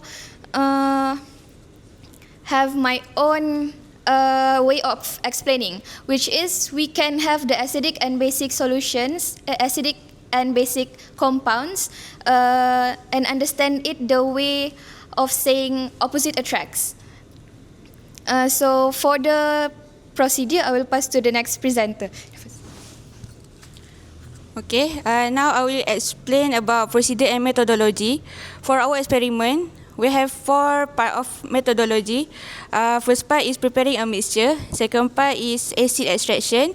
Third part is base extraction. And fourth part is neutral extraction. So, I will present about preparing a mixture. So, first thing first, we have to label 4 flasks with acid, mixture, base, and neutral. So after we have labeled the flask, we have to weigh around 0.2 gram of acid, base, and neutral compound using weight balance.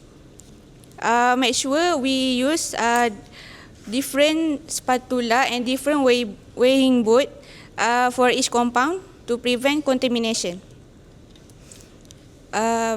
After that, we put the compound into the selected flask, where if it acid, we pour it in acid flask.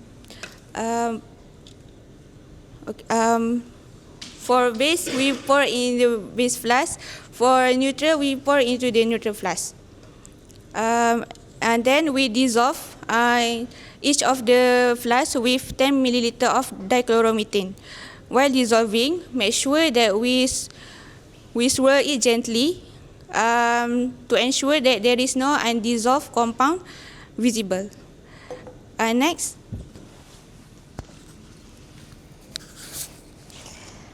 So for the acid extraction, we need to support the separatory funnel with using a retort stand like this, and make sure the stop coke is closed like this. And then put a mixture into the funnel, and then to extract the acid, we have to add like 10 ml of 5% sodium hydroxide using this, and then put it into the funnel. And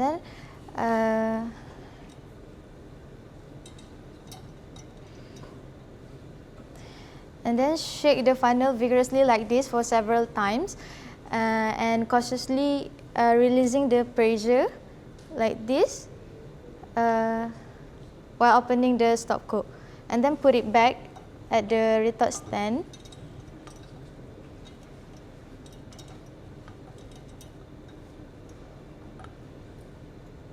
And then put it back at the retort stand and allow the layer to separate. So after a few seconds, run off the bottom layer, which is DCM, into a mixture flask, and pour the other layer, which is sodium hydroxide solution, into the acid flask. So I will pass to Fatim for the base extraction. For the base extraction, it's same like to acid extraction, and we have to extract the dichloromethane solution inside the mixed flask with using the 10 milliliter of 5% of hydrochloric acid, and put in the funnel, and then shake it vigorously, and then and release the pressure in the funnel, and then let the layers to separate, and the bottom layer, which is the extracted hydrochloric acid, into the base flask.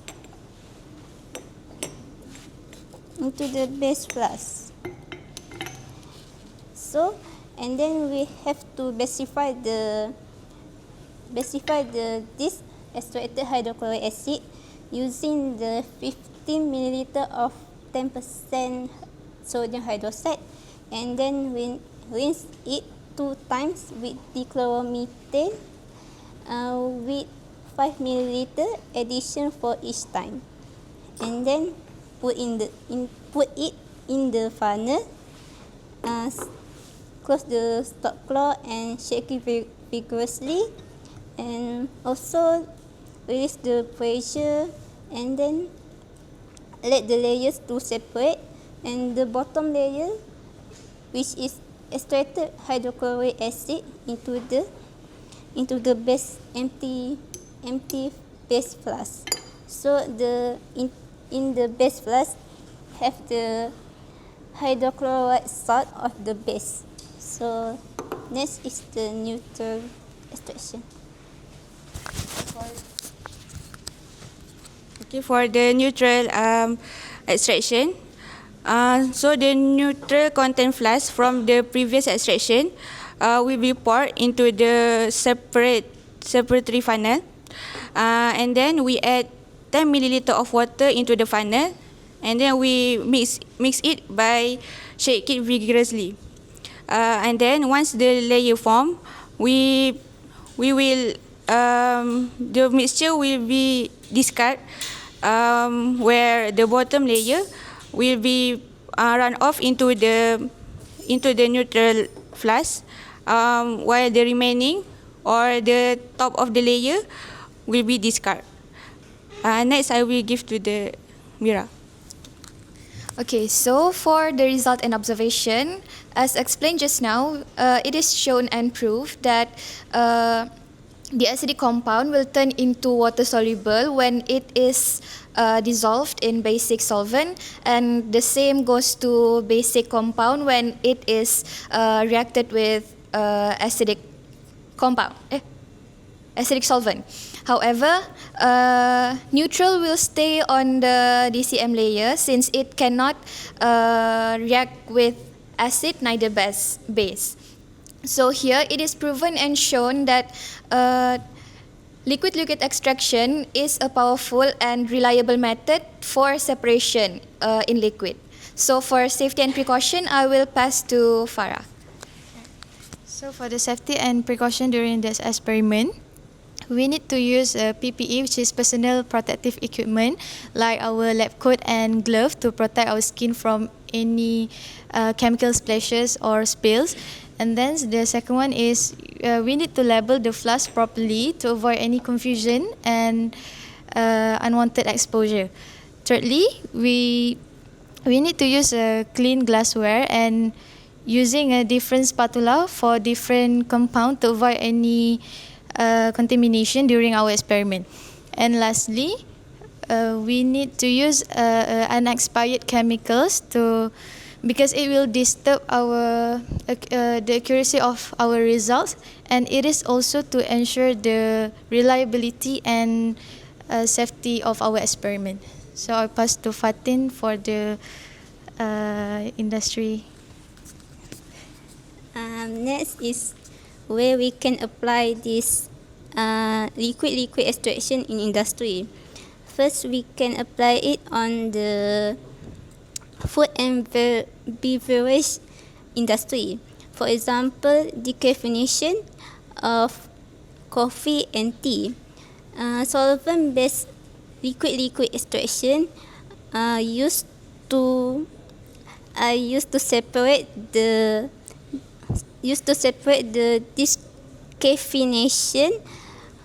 decaffeination from the coffee bean.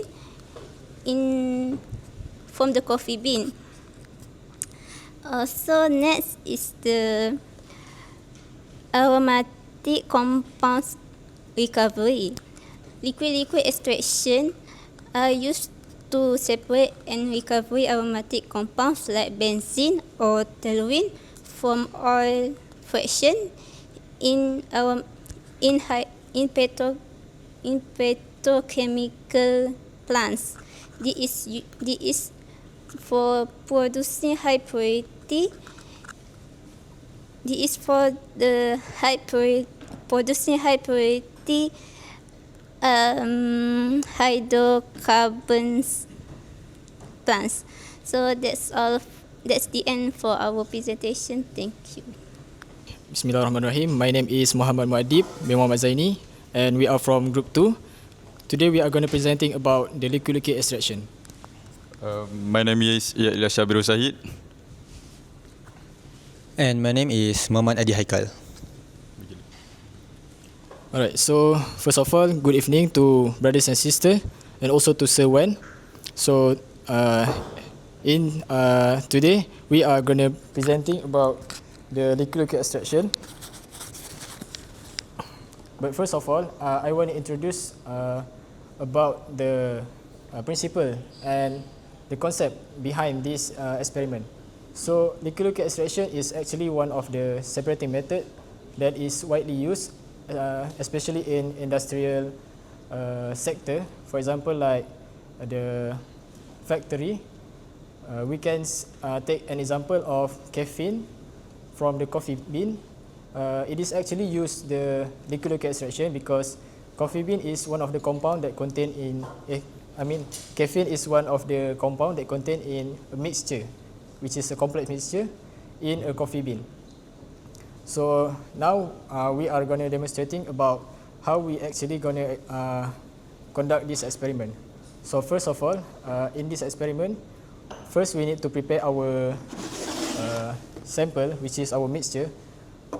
First of all, is what I'm going to do is we are going to measure 0.2 gram of basic, acidic, and also our neutral.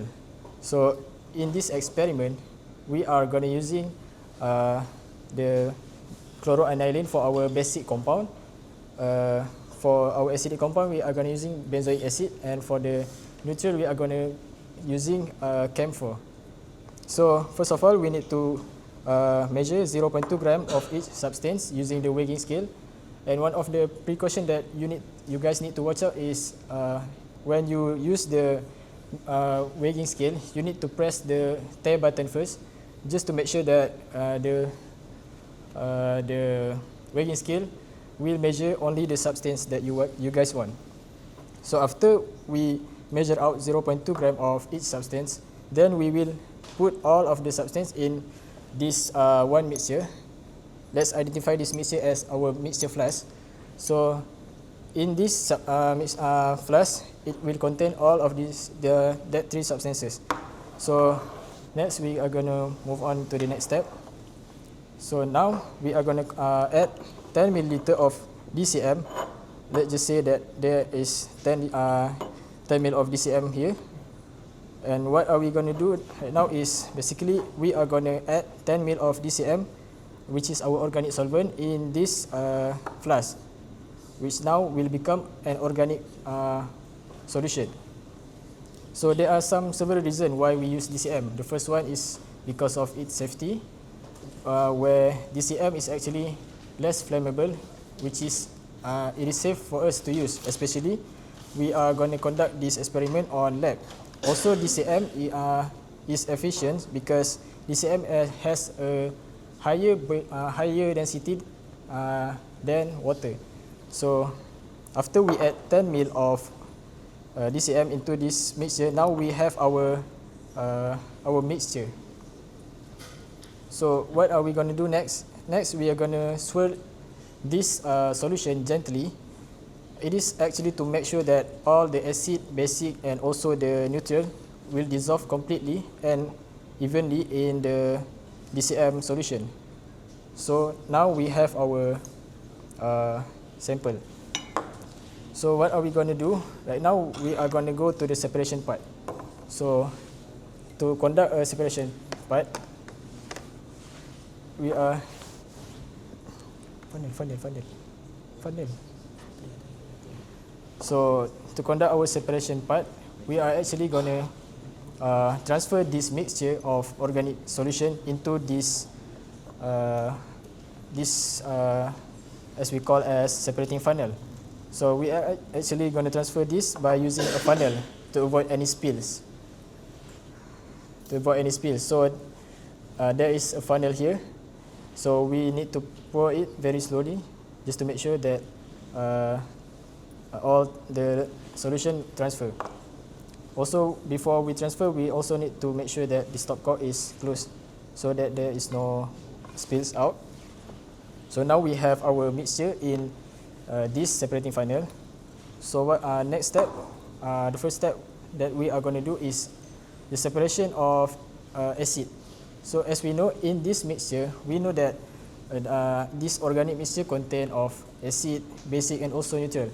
So the first thing that we want to extract from this organic is our acid, which is benzoic acid. So we are going to add 10 milliliter of 5% NaO into this mixture. But before we add, we need to make sure that the stopcock is closed. And let's take 10 ml of 5% NaO and put it into this mixture. Let's transfer this into flask. And also to transfer this, we need to use funnel also to avoid any spoils out. So now we have this mixture that contain NaO and also our organic phase. So the next step is we are going to take this separating funnel out of the retort stand. And what are we going to do is right now we need to hold it like this. It is also a very important info because hand placement is a very important thing to do to make sure that there is no accident occur. So what are we going to do now is we need to shake this mixture vigorously, and while we shake, we need to open this stopcock. It is because there is some build-up pressure and gas that occur when the reaction between NaO and benzoic acid happen. So when we open the stopcock, we will heard something about psst. It is actually a gas. So after we done open the stopcock, then we continuously shaking. So after we done shaking, we put it back.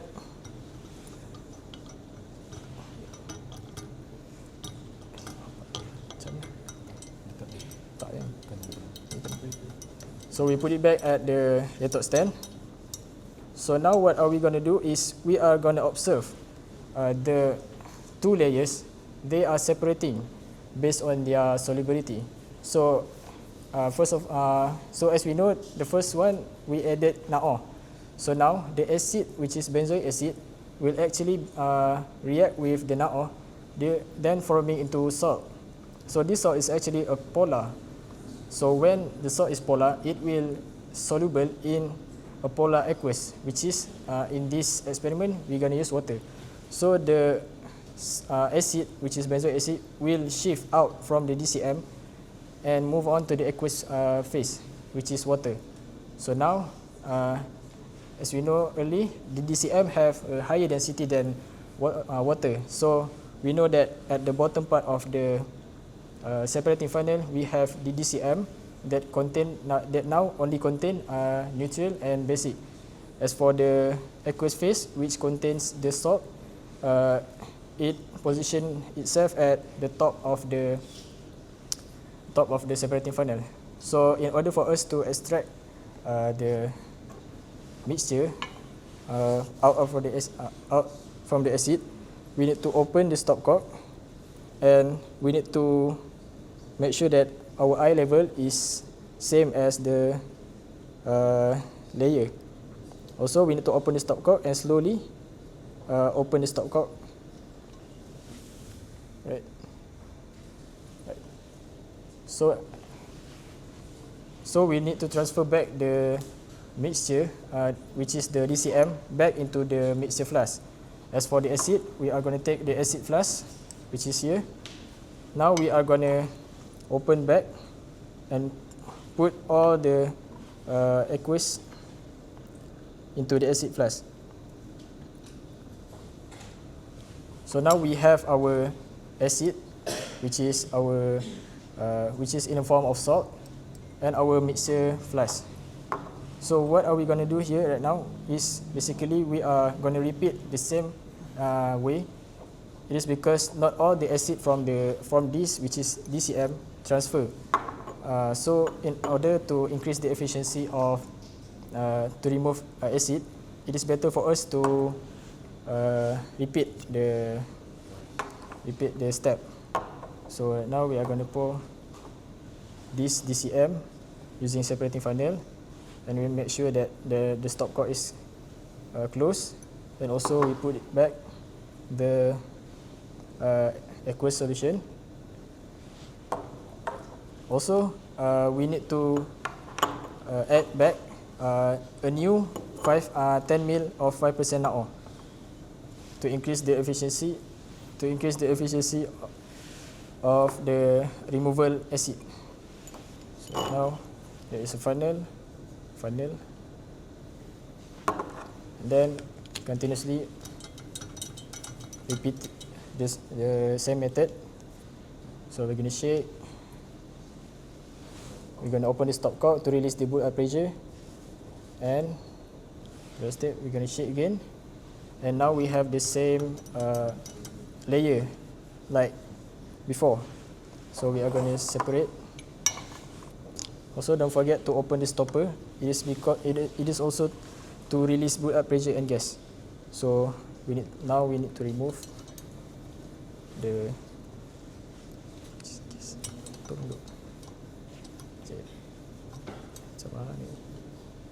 Now we need to remove all the mixture, which is DCM. So, macam mana nak buka? Tolong sikit. Tak boleh. Habis dah. Sini lah. Tak sempat gila. Right, so we are going to remove all the mixture back, which is DCM. So make sure your eye level is the same as the layer. So once we're done, we are going to extract back the acid and pour all the acid into the acid flask. So now we have extraction of acid, and now our DCM only contain basic and neutral. So right now for the basic extraction, I'm going to pass it to my friends.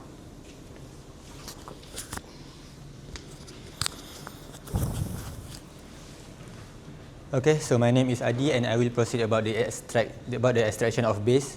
So the way to extract base is very much the same as the way to extract acid, except if just now acid you use natrium hydroxide to extract. Now you use HCl.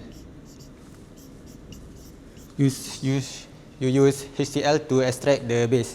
Okay. So the way is very much the same. You take 10 ml of 5% HCl first, and then put into a beaker. And then take and put into the measuring cylinder. So I will take about 10 ml, and then the mixture just now we have a mixture that is the product from the extraction, which is the mixture and the mixture which contain the DCM and the base. So put it back into the funnel, and then pour the hydrochloric acid. Okay. So after that, you take off the separating funnel, and then you shake it vigorously, the same as before. Shake it, and then open the valve to let the air out, to let the pressure out, and then close it back, and then shake it again, and then let it out. Okay. So, and then after you confident that all the pressure is already out, which means when the pressure is all the pressure is discharged, which means that your compound is fully reacted. So close the valve and then put it back here. Put it back here and then let it be for a while. Just let it be for a while until you see there is 2 layers form. Okay, there's 2 layers form.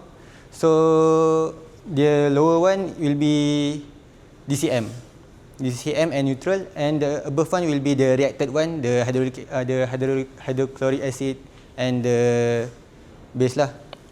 Okay, and then just the same, open the valve and then extract the DCM first until the layer here, then close, and then put on the beaker for the mixture of neutral and DCM, and then open it back. Okay. So yeah, it's very much the same, but I will proceed to the precaution safety, because in experiment precaution and safety is very important. So first when you are weighing, make sure that you repeat it 2 times at least. Repetition is very important in experiment because we want a very precise value. So where is the repetition in this experiment? So the first one is the weighing. When you are weighing, repeat it maybe 2 times or 3 times. And then here, when you shake it, and release the gas, and then close it, and then shake it again. Do it a couple times until you sure that all reactants are reacted. And the other one is the experiment. So when you do for the first time, you will get DCM and the reacted one. Okay. So the DCM, the mixture one, do it again. Repeat the experiment again. So the mixture one, and then put the hydrochloric acid back, and then shake it again. Do it 2 times or maybe 3 times, depend on your confidence on when the reactant is fully reacted. Okay. So that is where the repetition in this experiment. And then the other one is when you are discharging the compound. Make sure that your eye is eye level to the separating flask. Make sure that your eye level is on parallel to the separating flask, so that you will get the precise time to stop the flask. Okay. Other than that, when we are shaking the separating funnel, make sure that you close the cork behind so that it won't leak or get off from the funnel. Other than that, when you are shaking, don't point to your friend, and when you're releasing the gas, don't point to your friend also, because the gas is toxic and it is dangerous for your friend's health. Okay. Other than that is the way you use the retort stand to attach with this funnel. Not put it here, not put it at the above here cork, because it is very dangerous, because when you open here, there is less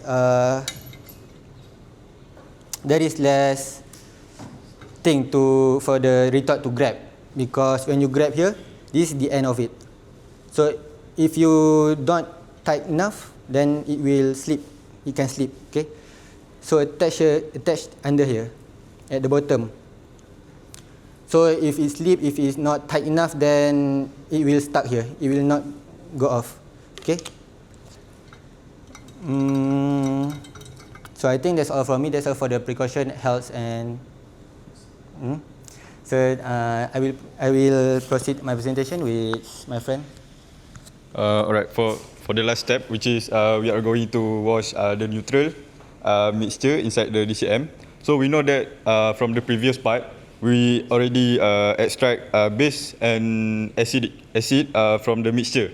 So what is left is actually inside the DCM, inside the mixture, we got neutral and also DCM, and also all the impurities. So for the last step, we are going to wash the impurities out of the mixture in order to get the neutral alone and also the DCM. So we are going to pour the mixture, which is the DCM and also the neutral that contains inside the DCM into the separatory funnel. And then we're gonna use water to extract all the impurities out from the mixture.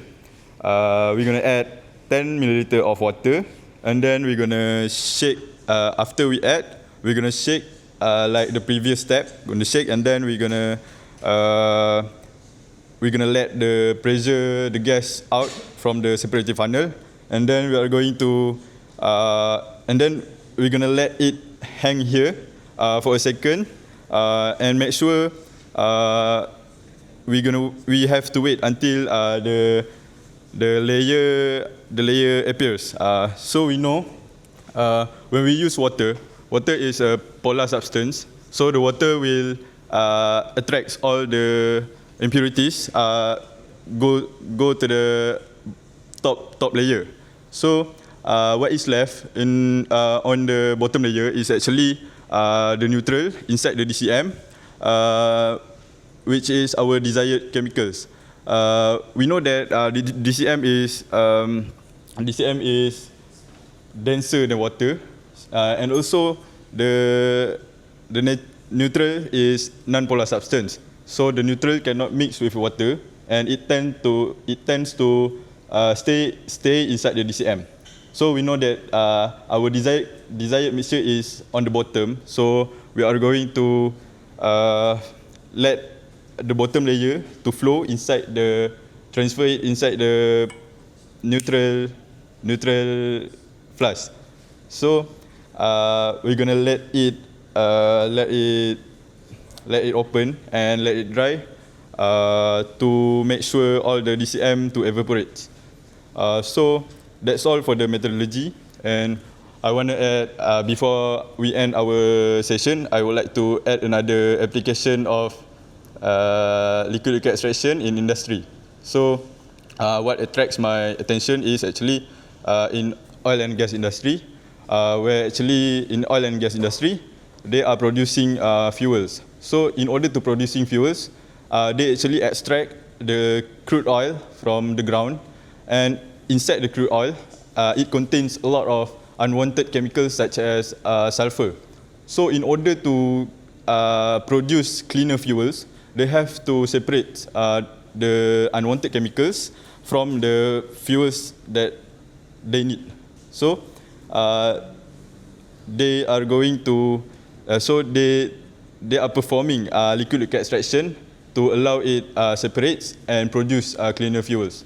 So that's all from our group. Thank you. Assalamualaikum warahmatullahi wabarakatuh, and very good evening to our beloved sir and friend. So we are from group 3. We are about to presenting about the distillation experiment. So my name is Kamarul Asad bin Kamarul Zaman. My name is Aiman Syed bin Aziz. My name is Muhammad Haziq bin Hairi Osman. My name is Danish Haziq Aiman bin Ahmad Rizal. So first of all, before we explaining about the distillation experiment, I'm going to introduce you about the distillation process. So what is the distillation process? Distillation is a separation process that are used to purify or separate the liquid mixture based on their different level of boiling point. This distillation process is widely applied in the industry such as petrochemical, pharmaceutical, food and beverages, and also water purification industry. So during the distillation process, the mixture is heated until the more volatile component vaporize, and then the vapor will condense back into the liquid form, collected separately from the original mixture. So there are several types of distillation process, such as simple distillation, fractional distillation, also steam distillation. I will give you some example about the distillation in the industry, which is petrochemical industry, which is we commonly use fractional distillation to separate crude oil to produce product like kerosene, gasoline, and also diesel due to its complex mixture of hydrocarbon. Overall, the distillation process play a crucial role in producing pure high quality substance essential for various of application, making it one of the most fundamental technique in both the industry and also laboratory. So now I will proceed with the problem statement of this experiment. So for this experiment, our main goals is to separate dichloromethane, which is DCM, from water by using the distillation method. Dichloromethane is mostly common use solvent that doesn't mix with water, and because it has lower boiling point than water, which is 39.6 degrees Celsius compared to water, which is 100 degrees Celsius, we can use the distillation method to separate them effectively. However, these two liquids form a separate layers, so we have to carefully control the distillation process to get the pure product of dichloromethane and also water. For this experiment,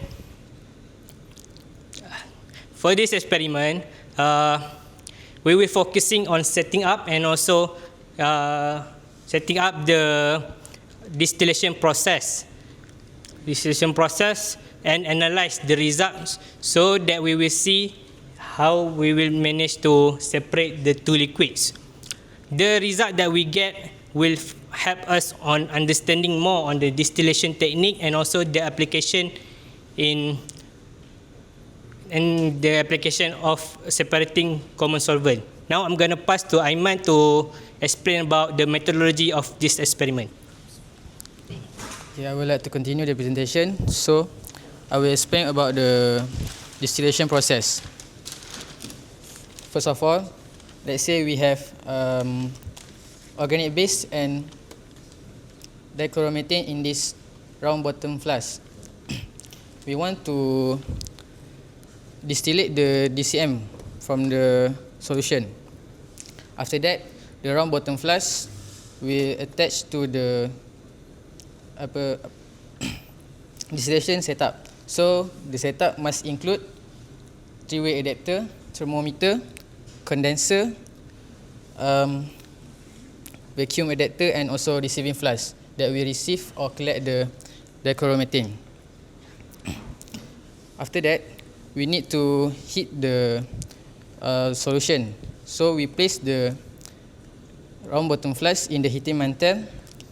After that, we turn on the heating mantle and gradually increase the temperature to begin to distillate the dichloromethane. In this part, the important thing is we need to observe the temperature of the thermometer so that we know, because the temperature or boiling point for the dichloromethane is close to 40 degrees Celsius. Then as the solution heat, the vapor will rise, the vapor will go through the inner section of the condenser. As it will cool down, because it contact by the glass that has been coated with the water in the outer section. In this condenser part, we have two sections, which is inner section and also outer section. The inner section will fill with the vapor, and while the outer section will fill with the tap water.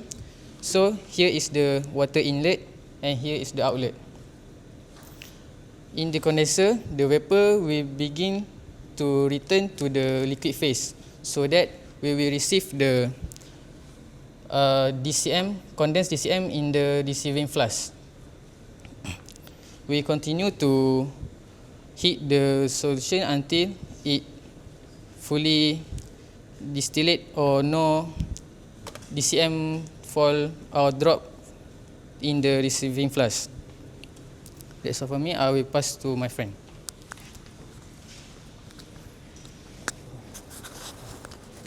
Okay, next for health and safety section. There are several precaution steps that we can take before, while, and after running the experiment. So the first one is we have to wear gloves and lab coat to avoid the chemical from splashing toward us. Our skin might get irritated, and our clothes might get tear up. So next, we have to identify all the hazard around the experiment, such as a sharp item and a flammable item. Like we are using heating metal, so we have to put away all the flammable item around it, such as paper and flammable liquid. Next, we have to make sure that all the equipment is clamped and clipped to avoid any breakage. We can use this clip to clip the joint to prevent it from coming apart, because almost all the things that we have in our experiment is hanging on the air. So if the joint is coming apart, the item might be break. Okay. Next, for thermometer, there are 3 precaution steps that we need to consider. First, the handling. We have to handle the thermometer with a good manner, because it contains mercury. That if the thermometer break, so the mercury might give you cancer. Okay. So next, we have to read the thermometer accurately. So our eye level is must have to meniscus to the reading that we want. So we will get the accurate reading. Lastly, the thermometer must put in the correct position, because we want to measure the vapor temperature, not the liquid vapor, liquid temperature. So that's all for me. I will pass to the next. Okay, so now I will present about the result and discussion. So from what we observed from the experiment, the temperature, when we heat up the mixture, the temperature will rise until the boiling point of DCM, and then the DCM will vaporize and turn into liquid in the light bead condenser, and then the temperature will stay until all of the DCM has vaporized. So by then our experiment will have been completed because we have extracted the DCM. But if we continue the experiment, the temperature will rise again until the boiling point of water, which is 100 degrees, and then water will be extracted. Okay, so for application, in industry, what we have done here is simple distillation. But in industry, there are many types of distillation that are being utilized, such as fractional distillation and vacuum distillation. So in industry, fractional distillation is used to normally separate natural gas and petroleum refinery. Fractional distillation is used because in the mixture there are many other components that when the fractional distillation is used, the component will be separated into each compartment because of the difference in the vapor pressure. So in industry, when they do the distillation, in order to lower the boiling point, they will lower the pressure by using the vacuum chamber and vacuum distillation, which will reduce the boiling point of the mixture, and so the energy required to boil the component will be reduced, and so it will reduce the cost of distillation. So for the conclusion, we can conclude that distillation is one of the separation method in chemistry that is widely used in industry, and from that we have also achieved our objective of experiment, and that is all for me. Thank you. Okay, Bismillahirrahmanirrahim. Assalamualaikum warahmatullahi wabarakatuh. We are from Group 4 and I am Muhammad Haykal bin Suhaimi. My name is Yusuf Sani bin Puat. My name is Muhammad Fadi Iman bin Muhammad Fadal. My name is Muhammad Zaim Sulhi. Okay, so our group will be presenting on the topic which is distillation. So standing before you, which is me, I will be talking about the introduction towards distillation and also its experiment, and also the problem statement to the experiment. So basically, what is distillation? Okay, distillation is a separation technique where we separate liquid, or we separate liquid to find its purified solvent. Okay, so how does it work? Basically, distillation involves boiling two or more components where it will vaporize. Then when it vaporizes, the vapor will be cooled down into liquid, and it will go through into a separate component, and the separate component is the distilled one. So as Dr. Wan Fazli said, distillation is used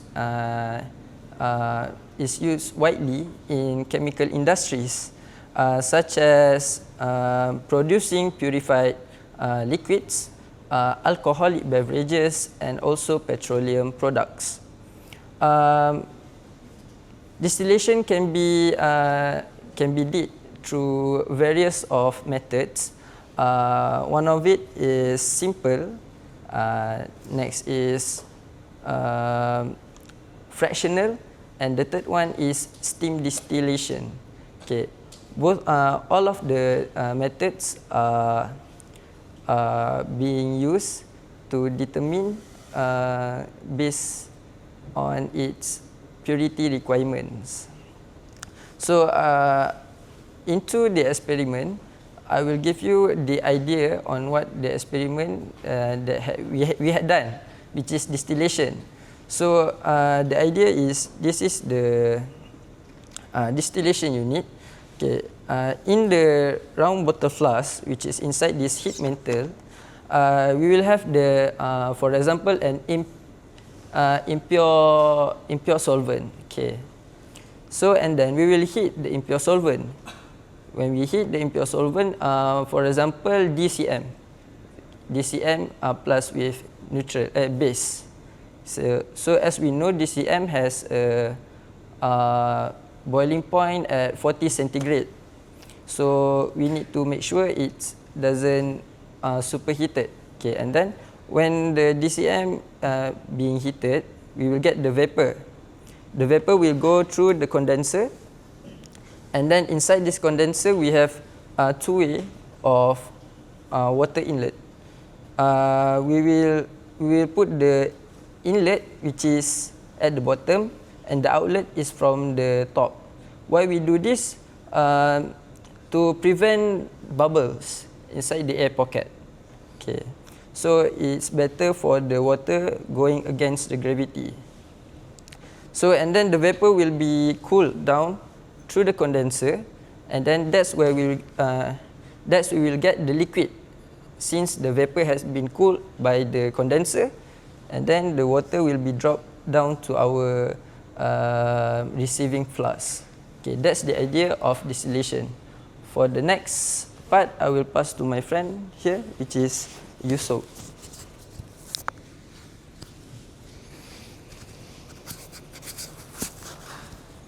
Okay, so I will present about the tools and methodology, which is this is our apparatus that we will use, which is we have heating mantle, round bottom flask, distillation, we have condenser here, retard stand, and also we have conical flask.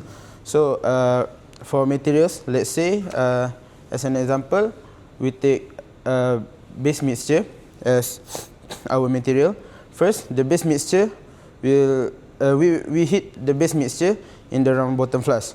Since the boiling point for dichloromethane is higher than boiling point of is lower than boiling point of base, which is at 40 degrees Celsius. When the mixture reach the temperature of 40 degrees Celsius, it will evaporate.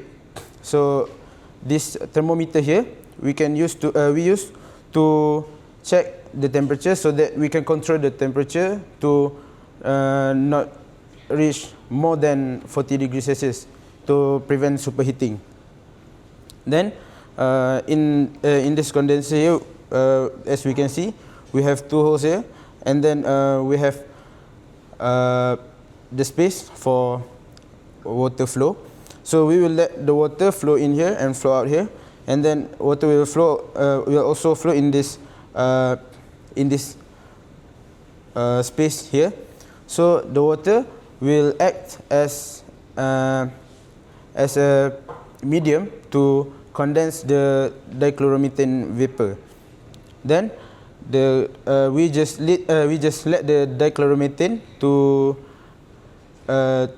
be distilled until we find out that no more drops of liquid fall into the conical flask.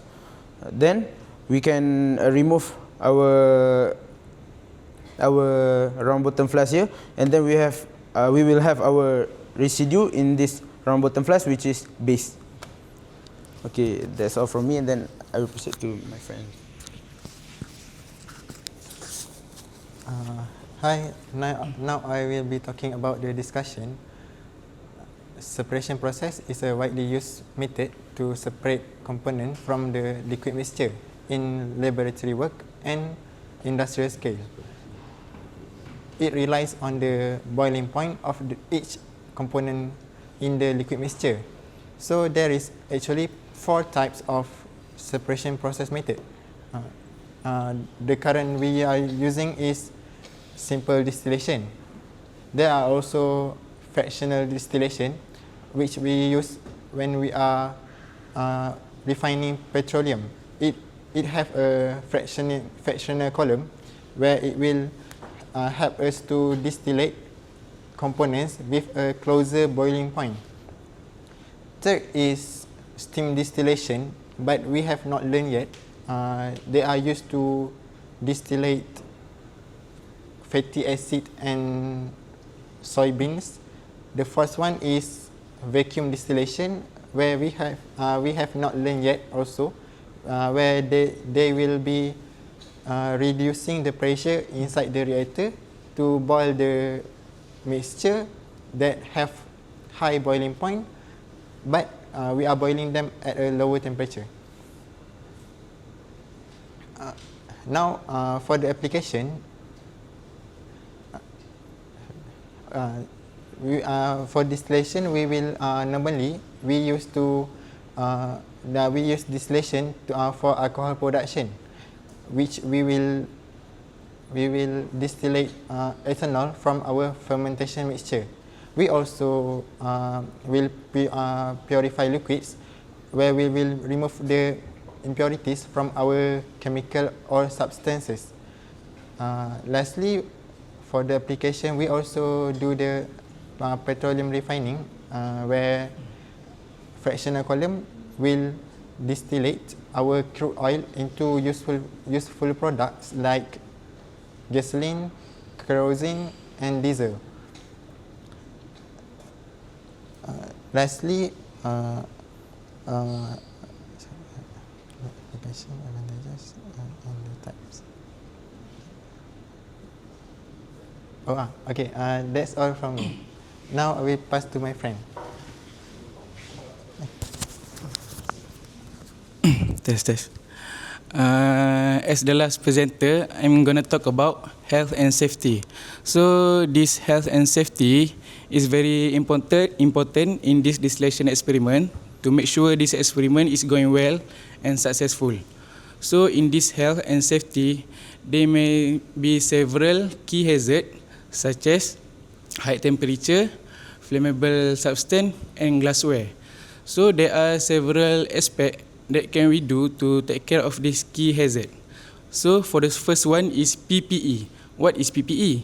PPE stands for Personal Protective Equipment. This personal protective equipment acts as a first line defense to us. So the first thing that PPE is wear lab coat. So this lab coat is preventing the chemical from contacting with our clothes and skin. Second is closed shoes. So these closed shoes is protect our feet from apparatus that may be dropped or that. So the third one is glove.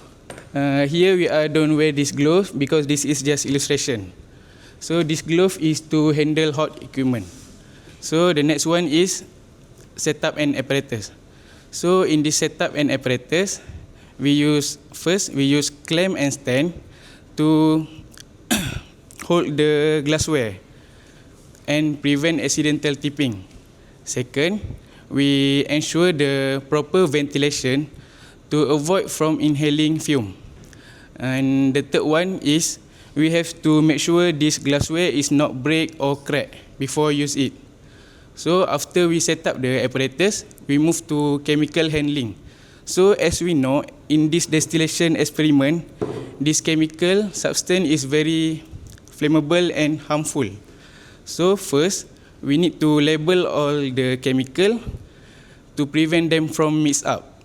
Second, we have to measure all the chemical to precisely to prevent them from do another reaction. So after we, for the last chemical handling is the chemical waste, we have to put it far away from open flame. And after the handling chemical, we move to waste disposal. So for waste disposal is very critical. So I want to tell you a very way how to handle the waste disposal. So firstly, you have to dispose a waste chemical into the label container like there. So you don't have to pour into the sink. Second one, you have to wash the apparatus safely to avoid residue for upcoming experiment that use the same glassware. That's all from us. So last thing that I want to tell is safety is our responsibility, so take it as a priority. Thank you. That's all from us. Assalamualaikum. Bismillahirrahmanirrahim. Assalamualaikum warahmatullahi wabarakatuh. We're from Group 5 and my name is Sarah Humayrat binti Syahuddin. My name is Nur Izzati binti Zainuddin. My name is Nur Akilah binti Mak Said. Today we'll be presenting on thin layer chromatography, or which we call as TLC. So a little introduction about TLC is a technique used to isolate non-volatile mixtures. So in TLC, a thin layer of absorbent material, usually silica gel or alumina, is coated on a glass, plastic or aluminium plate, forming a stationary phase. So TLC is especially useful in laboratories due to its versatility, low cost setup, minimal sample requirement, and fast results, making it an ideal choice for compound identification and purity testing. So TLC allows for a quick and effective separation based on polarity, providing a characteristic fingerprint pattern of separated spots on the TLC plate, like marker. Sorry. So the result will be like more or less like this. It will somewhat look like a fingerprint. So these spots can then be visualized under ultraviolet light, or we can use chemical stains. So the distance between the distance traveled by each compound is measured as the retention factor, and this RF is unique to each compound under specific conditions, because and it can also aid in the compound identification.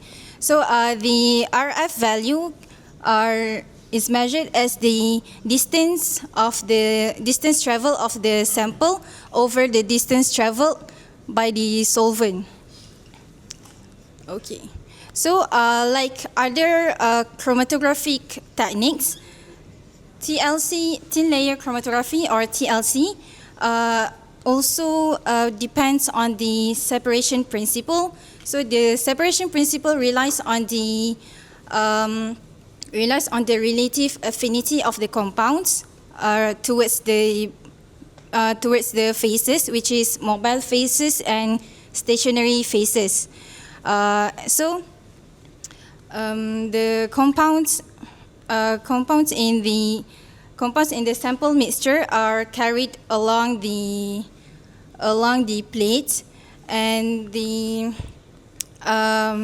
polar compounds will interact more strongly with the polar stationary phase, and so they will move more slowly up the plate, while non-polar compound will interact less with the stationary phase, so they will move faster up the plate. Okay, so the problem statement here is that in chemical analysis and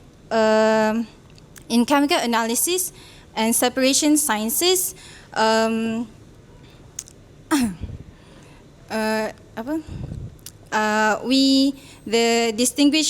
distinguishing and identifying the compounds in a complex mixture is crucial, especially when analyzing samples that contain similar compound. So traditional methods of separation might be expensive, time-consuming, and also need a lot more samples.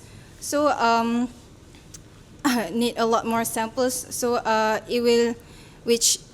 which isn't always possible in research and in laboratories. So TLC provides an easier and quicker results for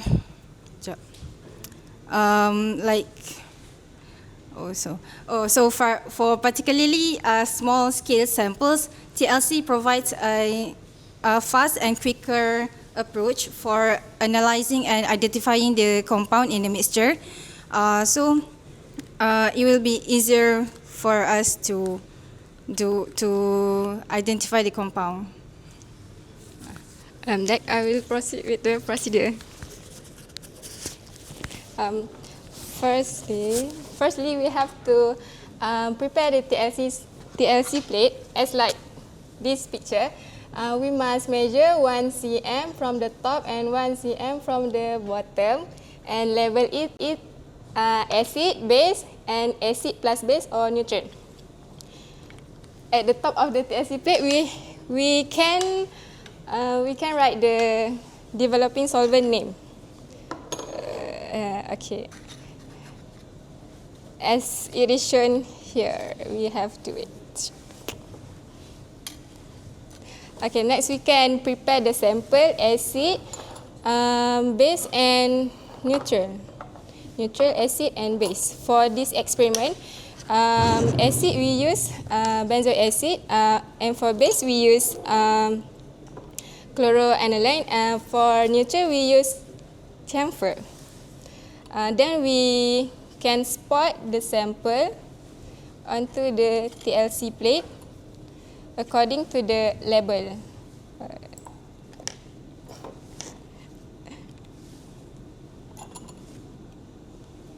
Next, we can start preparing the developing solvent. In this experiment, we use 2 developing solvent. For this beaker, we put hexane and ethanol in ratio 9:1. We must prepare 10 milliliter of the developing solvent. 9:1 ratio means hexane is 9 ml and ethanol is 1 ml. Same goes to the dichloromethane and hexane. We put it at this beaker. And then we can start to, and then we put only 5 ml from this developing solvent into this chamber, and 5 ml from this developing solvent in this chamber. we prepared 10 ml, but we only use 5 ml. Then we can put the TLC plate onto the developing chamber.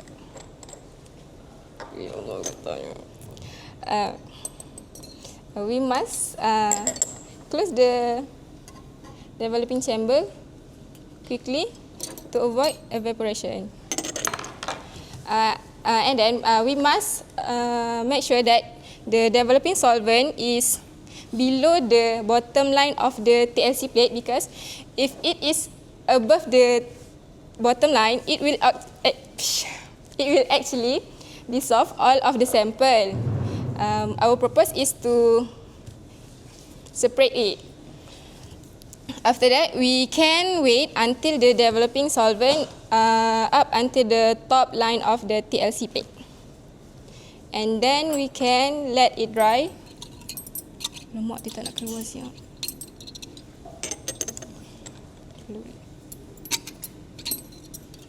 And we can use short wave ultraviolet light to visualize the sample. This will make it more clearer. This is our TLC plate from the previous experiment. This will be like, there is mark here, here and here. And we have to draw an outline for each sample to calculate the RF factor. RF factor is, how to calculate the RF factor is actually, for example, from the bottom line and the top line is 5 cm. And then let's say that for acid it is 2 cm. So RF factor for the acid is 2 cm over 5 cm. And we will get the result. Usually for acid, we will have lower RF factor because the acid, like Sister Sarah said, like Sister Sarah said before this, the acid and base is actually polar, so it will interact with the TLC plate material, and then it will move slower because of that. So it will resulting a lower RF factor. For non-polar, such as neutral, it will resulting higher RF factor because it will move because it is non-polar. Okay. Next, I will pass to Sister Izuddin. Okay, thank you, Sister Akila, for presenting procedure and methodology. Next, I will present my part about safety precautions and also industry. So for safety, first thing first, when we do the thin layer chromatography experiment, of course we going to play with organic solvent such as hexanes and ethanol. So these organic solvents may be dangerous and hazardous to Earth. So we need to handle it with open area or in the fume hoods to avoid inhaling that solvents. Next is when we do thin layer chromatography experiments, we will use UV light. So UV light is very dangerous to Earth and our eyes. So we need to protect ourselves using weather goggles or separate ourselves using a glass, because UV light can cross the glass. Next, I'm going to talk about precautions in thin layer chromatography. First thing first, the precaution is this thin layer chromatography, this TLC plate, we need to handle it by forceps and by holding it at the edge of the TLC plate, because the skin oils and the residue of the glove can obscure the result, because it can cause contamination when we hold it like this and we just hold it anywhere. Okay, next is when we put our TLC plate in the chamber, first we need to, at the bottom of TLC plate, we need to place it at the edge, bottom edge of the chamber, and the top we need to place it against the other side. So our TLC plates, we need to land it against like this. So this is our chamber. So we need to again like this. So in a hypotenuse way, because to allow solvent to travel faster up the TLC plates. Okay, for the industrial applications in thin layer chromatography, there are various industrial applications, and the thin layer chromatography is very famous in cosmetic industry, and also thin layer chromatography is applied in separating in a pharmaceutical industry also, and also thin layer chromatography in industry is also applied in to identify organic product, to identify such as waxes, essential oils, and also volatile oils. And also, this is also to qualitative. This thin layer chromatography is also used in qualitative measuring the various medicines such as sedative, analgesics, and also thyroid. That's all from us. Thank you.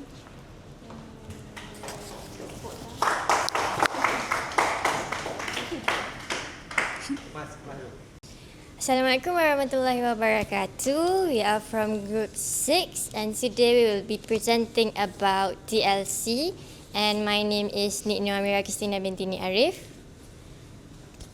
My name is Wan Shazah Kristina binti Wan Mahdi. My name is Nur Ana Harisha binti Muhammad Rafi. My name is Nur Alia Safia binti Switi.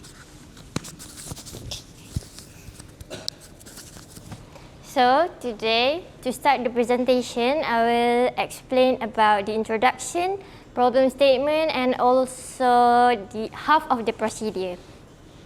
So, what is TLC? TLC is a thin layer chromatography separation technique.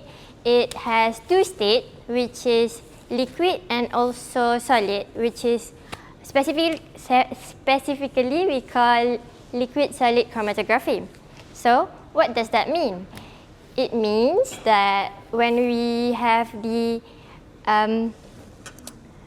TLC plate soaked with absorbents, we will spot solvent here, right? Then the solvent will rise up.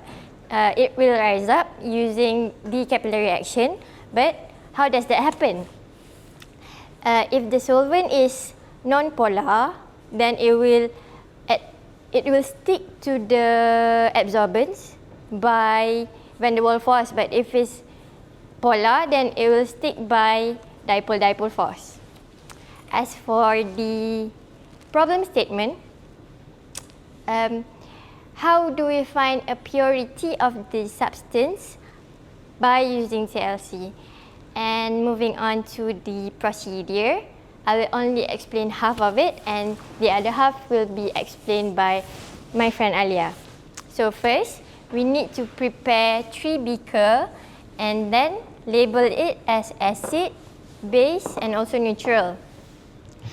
Then we dissolve 10 ml of DCM into every each. After that, we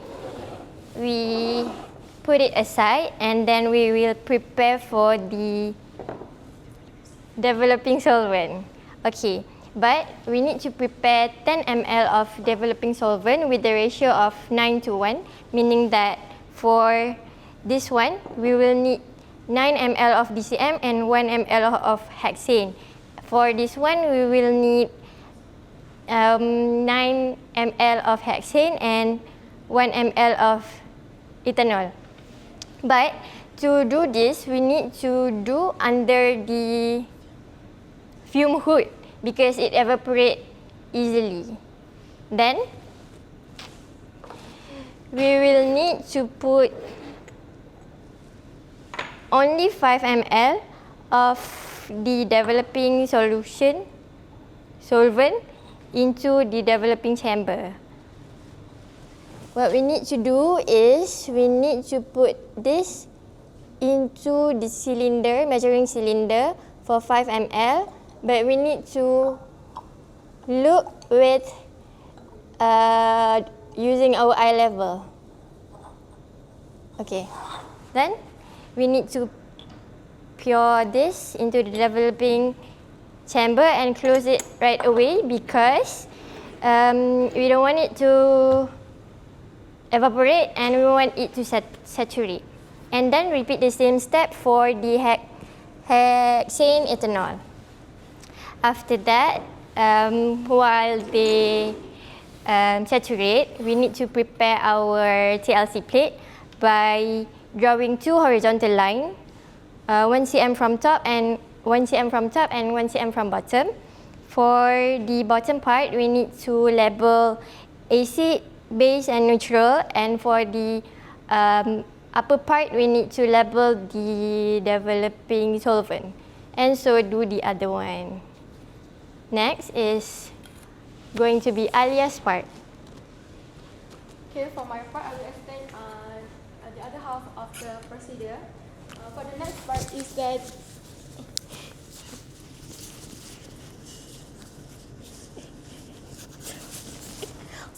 part is that you need to spot all the of the sample solution on the baseline of the TLC plate using the capillary tube. For each of the solvent, you need to use a different capillary tube so that our result will be accurate. So I will put to the neutral. I will spot at the neutral baseline. Okay. So you need to do the same thing to the other TLC plate. After that, after you spot on the TLC plate, you need to put it into the developing chamber by using the forceps. You need to put it diagonally. Okay, and immediately close it to prevent it from evaporated. So after that, from the real experiment, you will see the solvent will rise. You will see it will rise. So make sure it rise below the front solvent. This is the front solvent line. So after that, you can take out the TLC plate and let it dry. So you just need a few seconds to let it dry and put the TLC plate under the UV light sources. Okay. For the procedure part is done. Next, I will move to the safety, for the health, safety and precautions. For the safety part, before you handling this TLC experiment, the most crucial thing is about yourself, which you need to wear a proper lab coat, closed shoes and glove while handling the experiment to avoid from any splashing of chemicals towards yourself. Then, for the TLC plate, you cannot just touch the plate using your bare hands because our hands contains dirt and oil. It can contaminate the white part of the TLC plate, which contains silica gel. Then, when you want to spot the sample on the baseline, you cannot put much on the baseline as it can smear and affected the other spots. Other than that, next, when you want to put the TLC plate into the developing chamber, make sure to close it immediately to prevent the developing solvent from evaporated. The most crucial part is that when you want to expose the TLC plate under the UV light, you need to make sure that your skin does not over exposure to the UV light as it can cause skin damage. That's all from me. I will pass to the Shaza.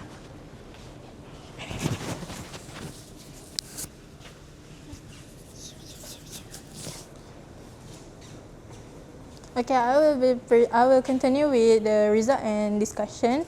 So for the result, we have this. We got this from the experiment. So after we got the data, we need to calculate the retention factor. So retention factor, we need to calculate. First we need to measure the distance the solute travel from the baseline to here, and then we need to measure the distance traveled by the solvent friend. So our F value is the distance traveled by the solute and divide by the distance traveled by the solvent friend. So for example is 6 cm, and 6 cm divided by 10 cm, we got 0.6 for our F value. So next is for the discussion, I will focus on 3 points. So the first one is why the result, when we see why the acid, base and neutral travel differently. So it travels differently because each component will move across the solvent front. Due to its polarity and affinity. The higher the polarity and affinity, the slower the movement of the component. So for the second one is the challenges of TLC, because one of the challenges of TLC is we have to use UV light. If we don't have UV light, we can use staining agent like anisaldehyde, potassium permanganate, and iodine to get the color of the components, since most of the components are colorless. So the third is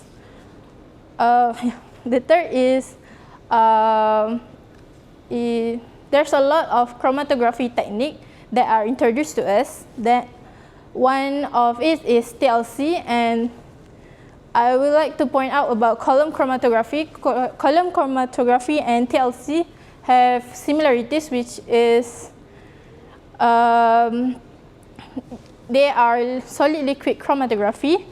The difference is TLC is more focused on qualitative analysis, and column chromatography is more focused on large scale of purification and separation.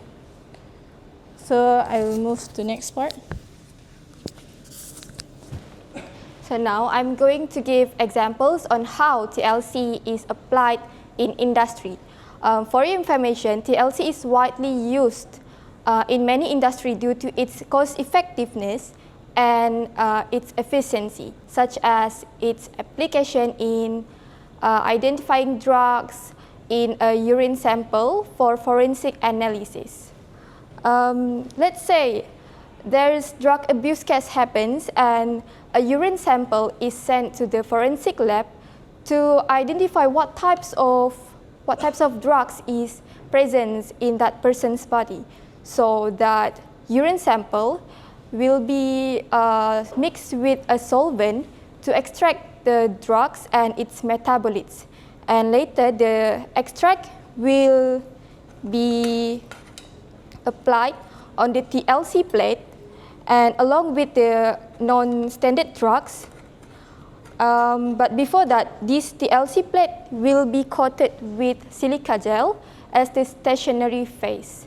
So after the extract and the standard non-drugs is applied on the TLC plate, we will put this TLC plate into the developing chamber like this, and then as the solvent moves up the TLC plate, it will separate drugs based on their chemical properties. After that, we will visualize the separated spots under the UV light to compare it with the sample spots with the standard non-drugs.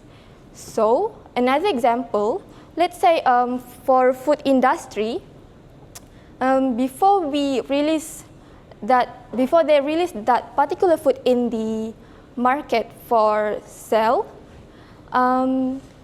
let's say a batch of strawberries, they will need to make sure for the food is free. For the strawberries, all is free from that harmless pesticides residues. So they use TLC to screen all the fruits for the safety. So to sum it up, TLC is an ideal choice because it's an ideal choice in many fields such as food industries and pharmaceutical because it provides rapid results and it costs less money as compared to high performance liquid chromatography HPLC, which requires costly equipment. That's all from our groups. Thank you.